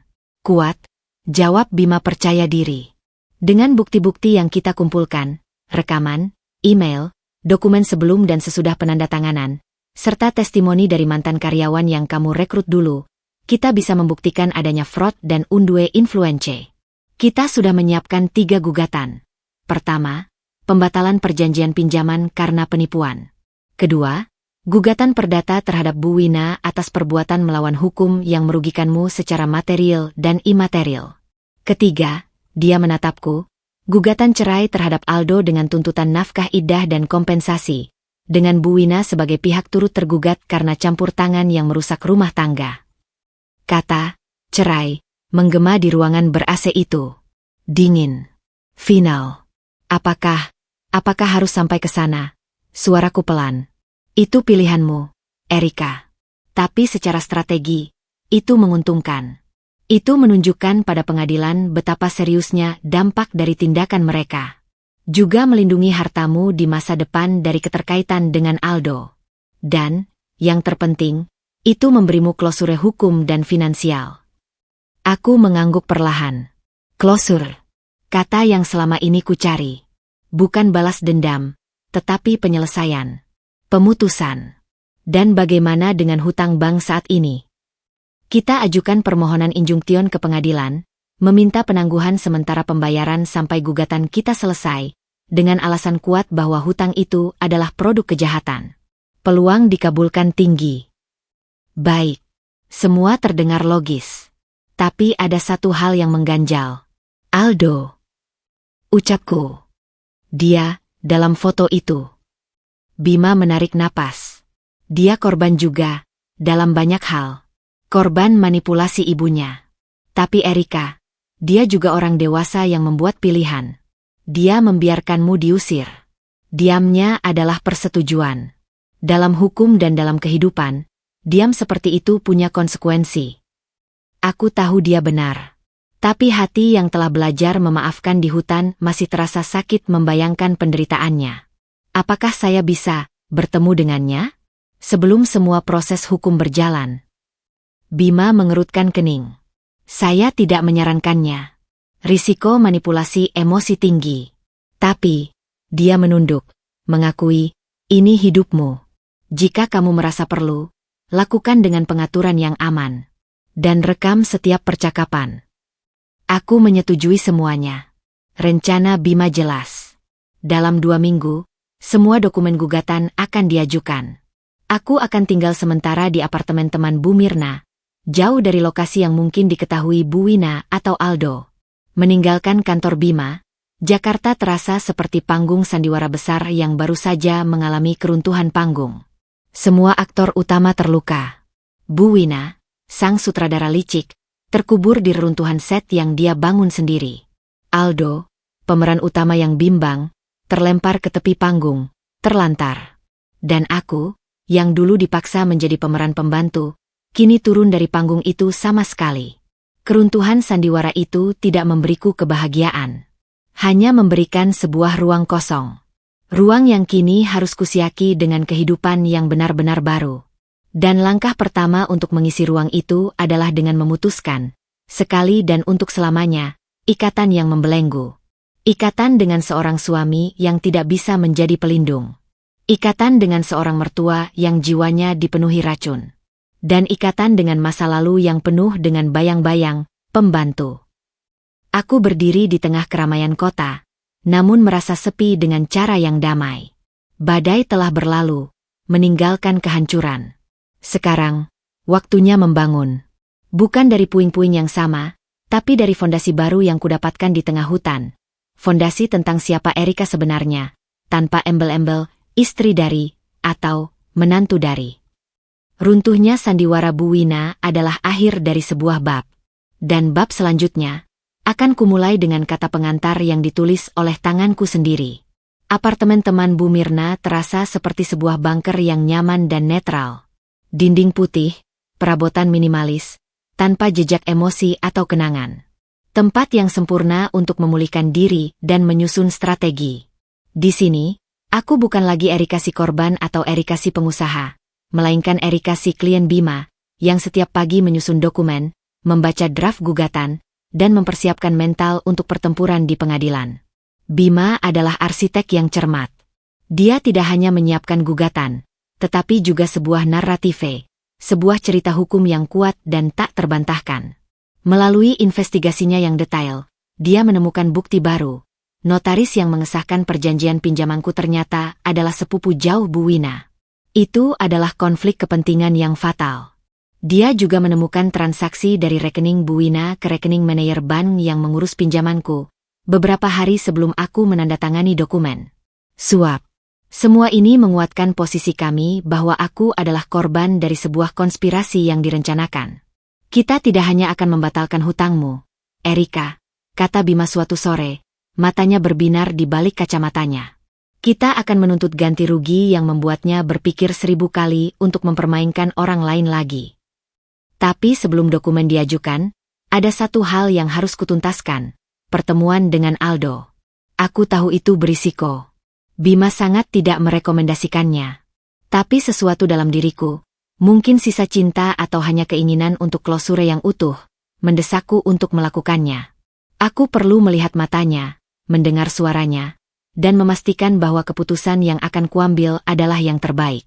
Kami bertemu di sebuah taman kota yang ramai, di siang hari.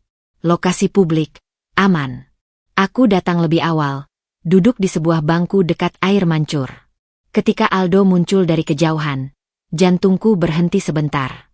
Bima benar. Dia seperti bayangan dari dirinya yang dulu. Pakaiannya kusut, rambutnya tak terurus, dan ada kelelahan mendalam di setiap langkahnya. Tapi yang paling menyayat adalah matanya. Kosong, seperti seseorang yang telah kehilangan arah. Dia duduk di ujung bangku yang lain, menjaga jarak. Beberapa detik berlalu dalam keheningan canggung. "Kamu kurus," katanya akhirnya, suaranya parau. "Kamu juga," jawabku lembut. Bima memberitahuku tentang semuanya. Dia mengangguk, menunduk. Aku tidak tahu harus mulai dari mana. Erik, aku minta maaf. Maaf untuk semuanya. Untuk diamku, untuk ketidakberanianku, untuk membiarkan kamu pergi. Air matanya jatuh, tapi dia tidak berusaha menyembunyikannya. Aku hancur. Segalanya hancur. Ibu, dia bukan ibuku lagi. Dia orang asing. Aku mendengarkan. Tidak ada kemarahan yang tersisa, hanya kepedihan yang dalam. Aldo, aku tidak kemari untuk menyalahkan. Aku kemari untuk memberitahu bahwa aku akan mengajukan gugatan. Gugatan cerai, dan gugatan hukum pada ibumu. Dia mengangkat wajahnya, terkejut, tapi kemudian mengangguk pelan, seperti sudah menduga. Aku mengerti. Kamu harus melakukan itu. Aku tidak akan melawan. Aku bahkan akan memberikan kesaksian jika diperlukan. Tentang semua yang dia lakukan, tentang tekanannya padaku. Ini di luar dugaanku. Kamu yakin? Sudah tidak ada lagi yang bisa kuselamatkan. Erik, pernikahan kita, aku yang menghancurkannya dengan tidak bertindak. Tapi setidaknya, biarlah aku melakukan satu hal yang benar di akhir. Membantumu. Ada kejujuran yang pahit dalam kata-katanya. Dan untuk pertama kalinya, aku melihat secercah pria yang dulu kucintai, bukan dalam kekuatannya, tapi dalam kerapuhannya yang sekarang diakui dengan berani. Apa yang akan kamu lakukan setelah ini? Tanyaku. Dia mengangkat bahu. Mencoba bertahan. Mencari kerja lagi. Mungkin tinggal jauh dari sini. Aku butuh waktu untuk memperbaiki diriku sendiri. Belajar untuk punya tulang punggung. Dia memandangku. Matanya basah. Aku sangat bangga padamu, Erik. Kamu selalu lebih kuat dariku. Lihatlah kamu sekarang. Setelah semua yang terjadi, kamu masih bisa duduk di sini, tenang, dan berbicara padaku. Aku bahkan tidak layak menerima ini. Percakapan itu berlangsung sekitar setengah jam. Kami tidak menyentuh. Tidak ada pelukan perpisahan.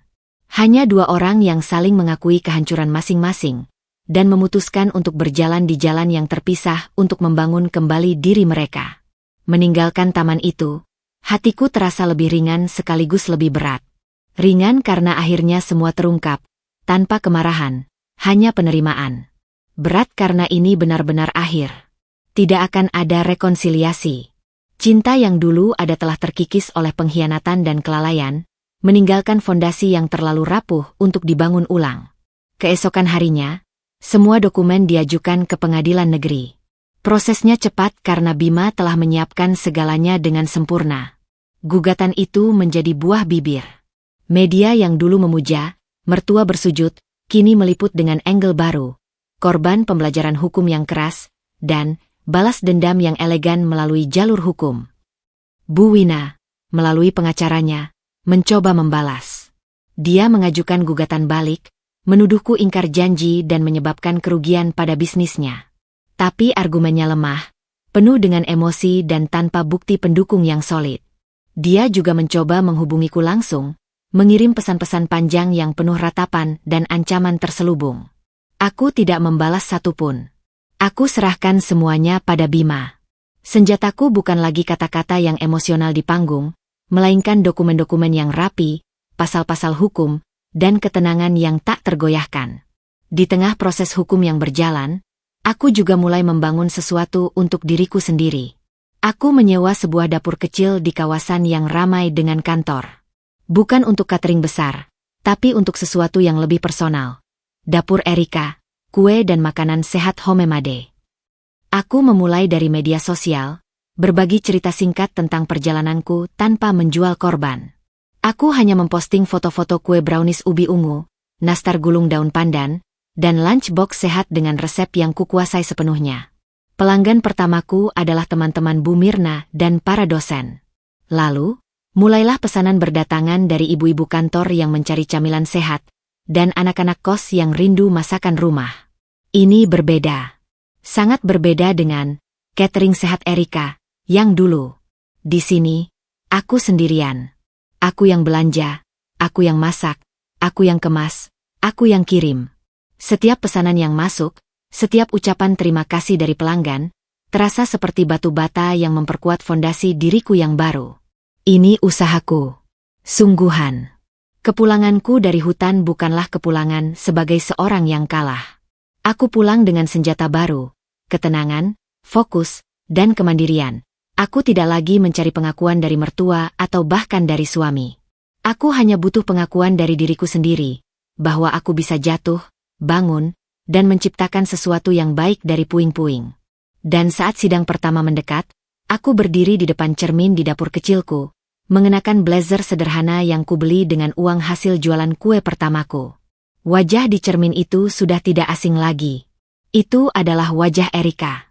Bukan istri Aldo, bukan menantu Bu Wina, bukan korban, bukan pula pahlawan viral. Hanya Erika. Seorang wanita yang terluka, belajar, dan siap menghadapi babak akhir dari sebuah perang panjang, dengan senjata terkuat yang dia miliki, dirinya sendiri yang telah ditempa ulang oleh api dan hutan. Ruangan sidang pengadilan negeri terasa seperti adegan final dari sebuah drama yang terlalu panjang. Udara dingin AC berdesir, bercampur dengan aroma kertas hukum dan ketegangan yang pekat. Di bangku penggugat, aku duduk di sebelah Bima. Blazer abu-abu yang kubeli dengan uangku sendiri terasa sebagai baju zirah. Di seberang, di bangku tergugat, Bu Wina duduk dengan pengacaranya, seorang pria parubaya yang terlihat lebih lelah daripada siap bertempur. Beberapa baris di belakangnya, Aldo duduk sendirian. Dia memandangku sekali, anggukan kecil penuh arti, lalu menunduk. Prosesnya berjalan dengan cepat dan efisien di bawah kendali hakim ketua yang tegas. Bima, dengan presentasi yang dingin dan mematikan, memaparkan kronologi kasus. Slide demi slide menunjukkan dokumen pinjaman, analisis keuangan, bukti transaksi tersembunyi, konflik kepentingan notaris, dan yang paling mematikan, rekaman suara yang berhasil dikumpulkan, di mana Bu Wina terdengar berkata, "Dia cuma tanda tangan saja. Ibu yang tanggung jiwanya. Dan, ini konsekuensinya, sayang. Kamu mau naik level? Harap bayar harganya." Setiap bukti dikaunter oleh pengacara Bu Wina dengan argumen yang semakin lemah. Itu hanya ungkapan seorang ibu yang khawatir. Klien saya adalah korban dari keadaan ekonomi. Penggugat adalah seorang wanita dewasa yang seharusnya memahami apa yang ditandatanganinya. Lalu, giliran Aldo dipanggil sebagai saksi. Langkahnya berat menuju kotak saksi. Saat disumpah, suaranya jelas. Dan saat ditanya oleh Bima, dia menjawab dengan lugas, meski wajahnya pucat. "Benar. Ibu saya yang mengatur semua pertemuan dengan notaris." "Benar. Saya mendengar ibu saya mengatakan pada istri saya bahwa itu hanya formalitas." "Benar. Saya yang, karena tekanan, membujuk istri saya untuk menandatangani." Pengacara Bu Wina berusaha menggoyahnya.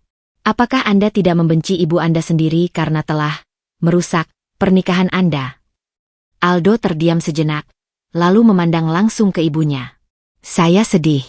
Sangat sedih. Tapi kebencian tidak akan membawa saya kemana-mana.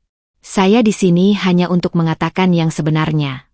Itu satu-satunya hal yang bisa saya lakukan sekarang. Jawabannya, tulus dan tanpa niat menjatuhkan, justru menjadi pukulan telak. Bu Wina menunduk, tangannya mencengkram meja. Bahunya terlihat gemetar. Sidang ditutup dengan pledeu dari kedua belah pihak. Pledau Bu Wina penuh dengan retorika tentang pengorbanan seorang ibu tunggal, tentang niat baik yang disalahartikan, dan permohonan maaf.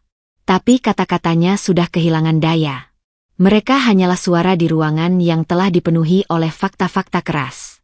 Beberapa minggu kemudian, putusan diucapkan.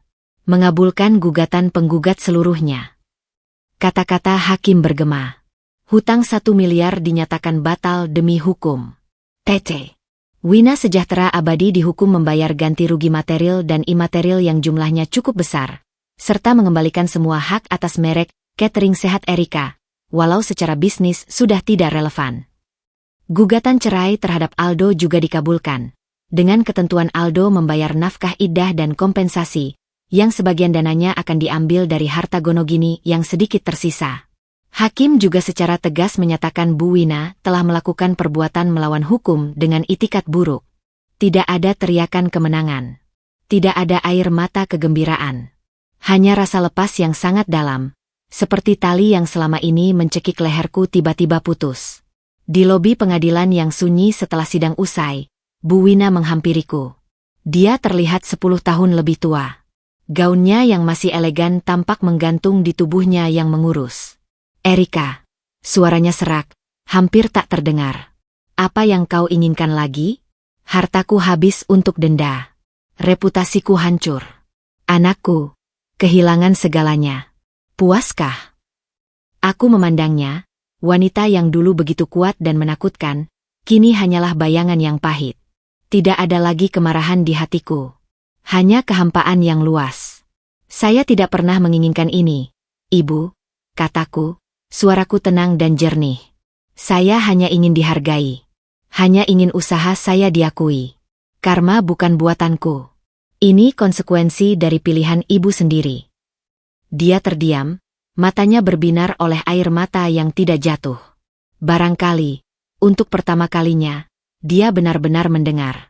Bukan sebagai musuh, tapi sebagai manusia yang telah dilukainya. Saya harap Ibu menemukan kedamaian, tambahku pelan, lalu berbalik. Tidak ada sujud. Tidak ada drama. Hanya ada kekalahan yang sunyi dan penerimaan yang pahit. Aldo mendekat dari kejauhan. Erik. Kamu tidak perlu mengatakan apa-apa lagi, Aldo. Semuanya sudah selesai. Jalani hidupmu. Pulihkan dirimu. Aku tersenyum kecil. Sebuah senyum yang tulus namun sekaligus tanda batas yang jelas. Dia mengangguk, air mata mengalir di pipinya. Aku akan mencoba. Semoga kamu bahagia. Kamu juga.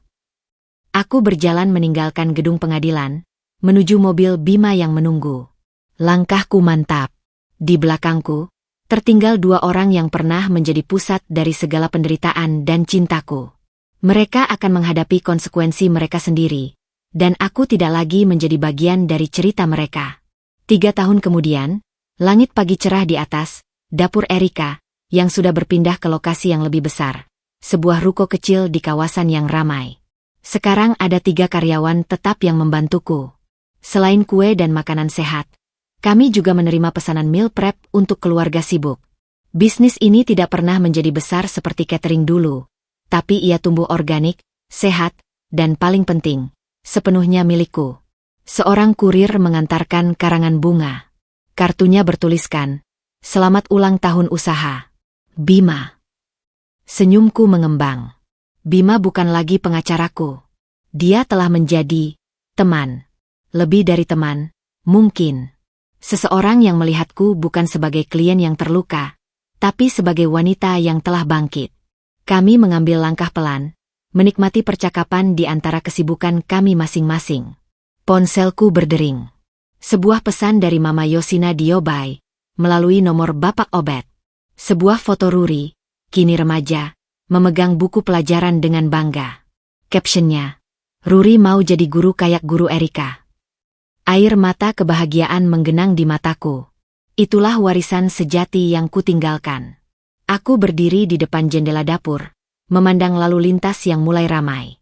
Di kepala, terngiang kata-kata Bu Wina di lobi pengadilan. Puaskah? Dulu, di panggung wisuda, kemenanganku terasa pahit dan berisik. Kini, kemenanganku sepi. Tidak ada sorak-sorai, tidak ada pengakuan publik. Tapi ia utuh. Ia nyata. Ia terpatri dalam setiap kue yang berhasil kujual, dalam setiap senyum pelanggan, dalam kemandirian finansial yang kuraih, dan dalam ketenangan yang kumiliki setiap kali memandang cermin. Aku sudah tidak lagi membuktikan apapun pada siapapun.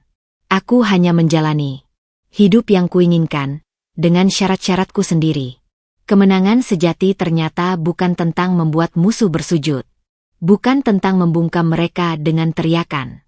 Kemenangan sejati adalah kebebasan untuk diam, untuk tersenyum kecil, dan untuk tahu, dengan pasti, bahwa engkau telah berhasil menjadi tuan atas nasibmu sendiri. Dan di pagi yang cerah ini, dengan aroma kayu manis dan madu memenuhi dapur, aku, Erika, akhirnya merasa benar-benar menang.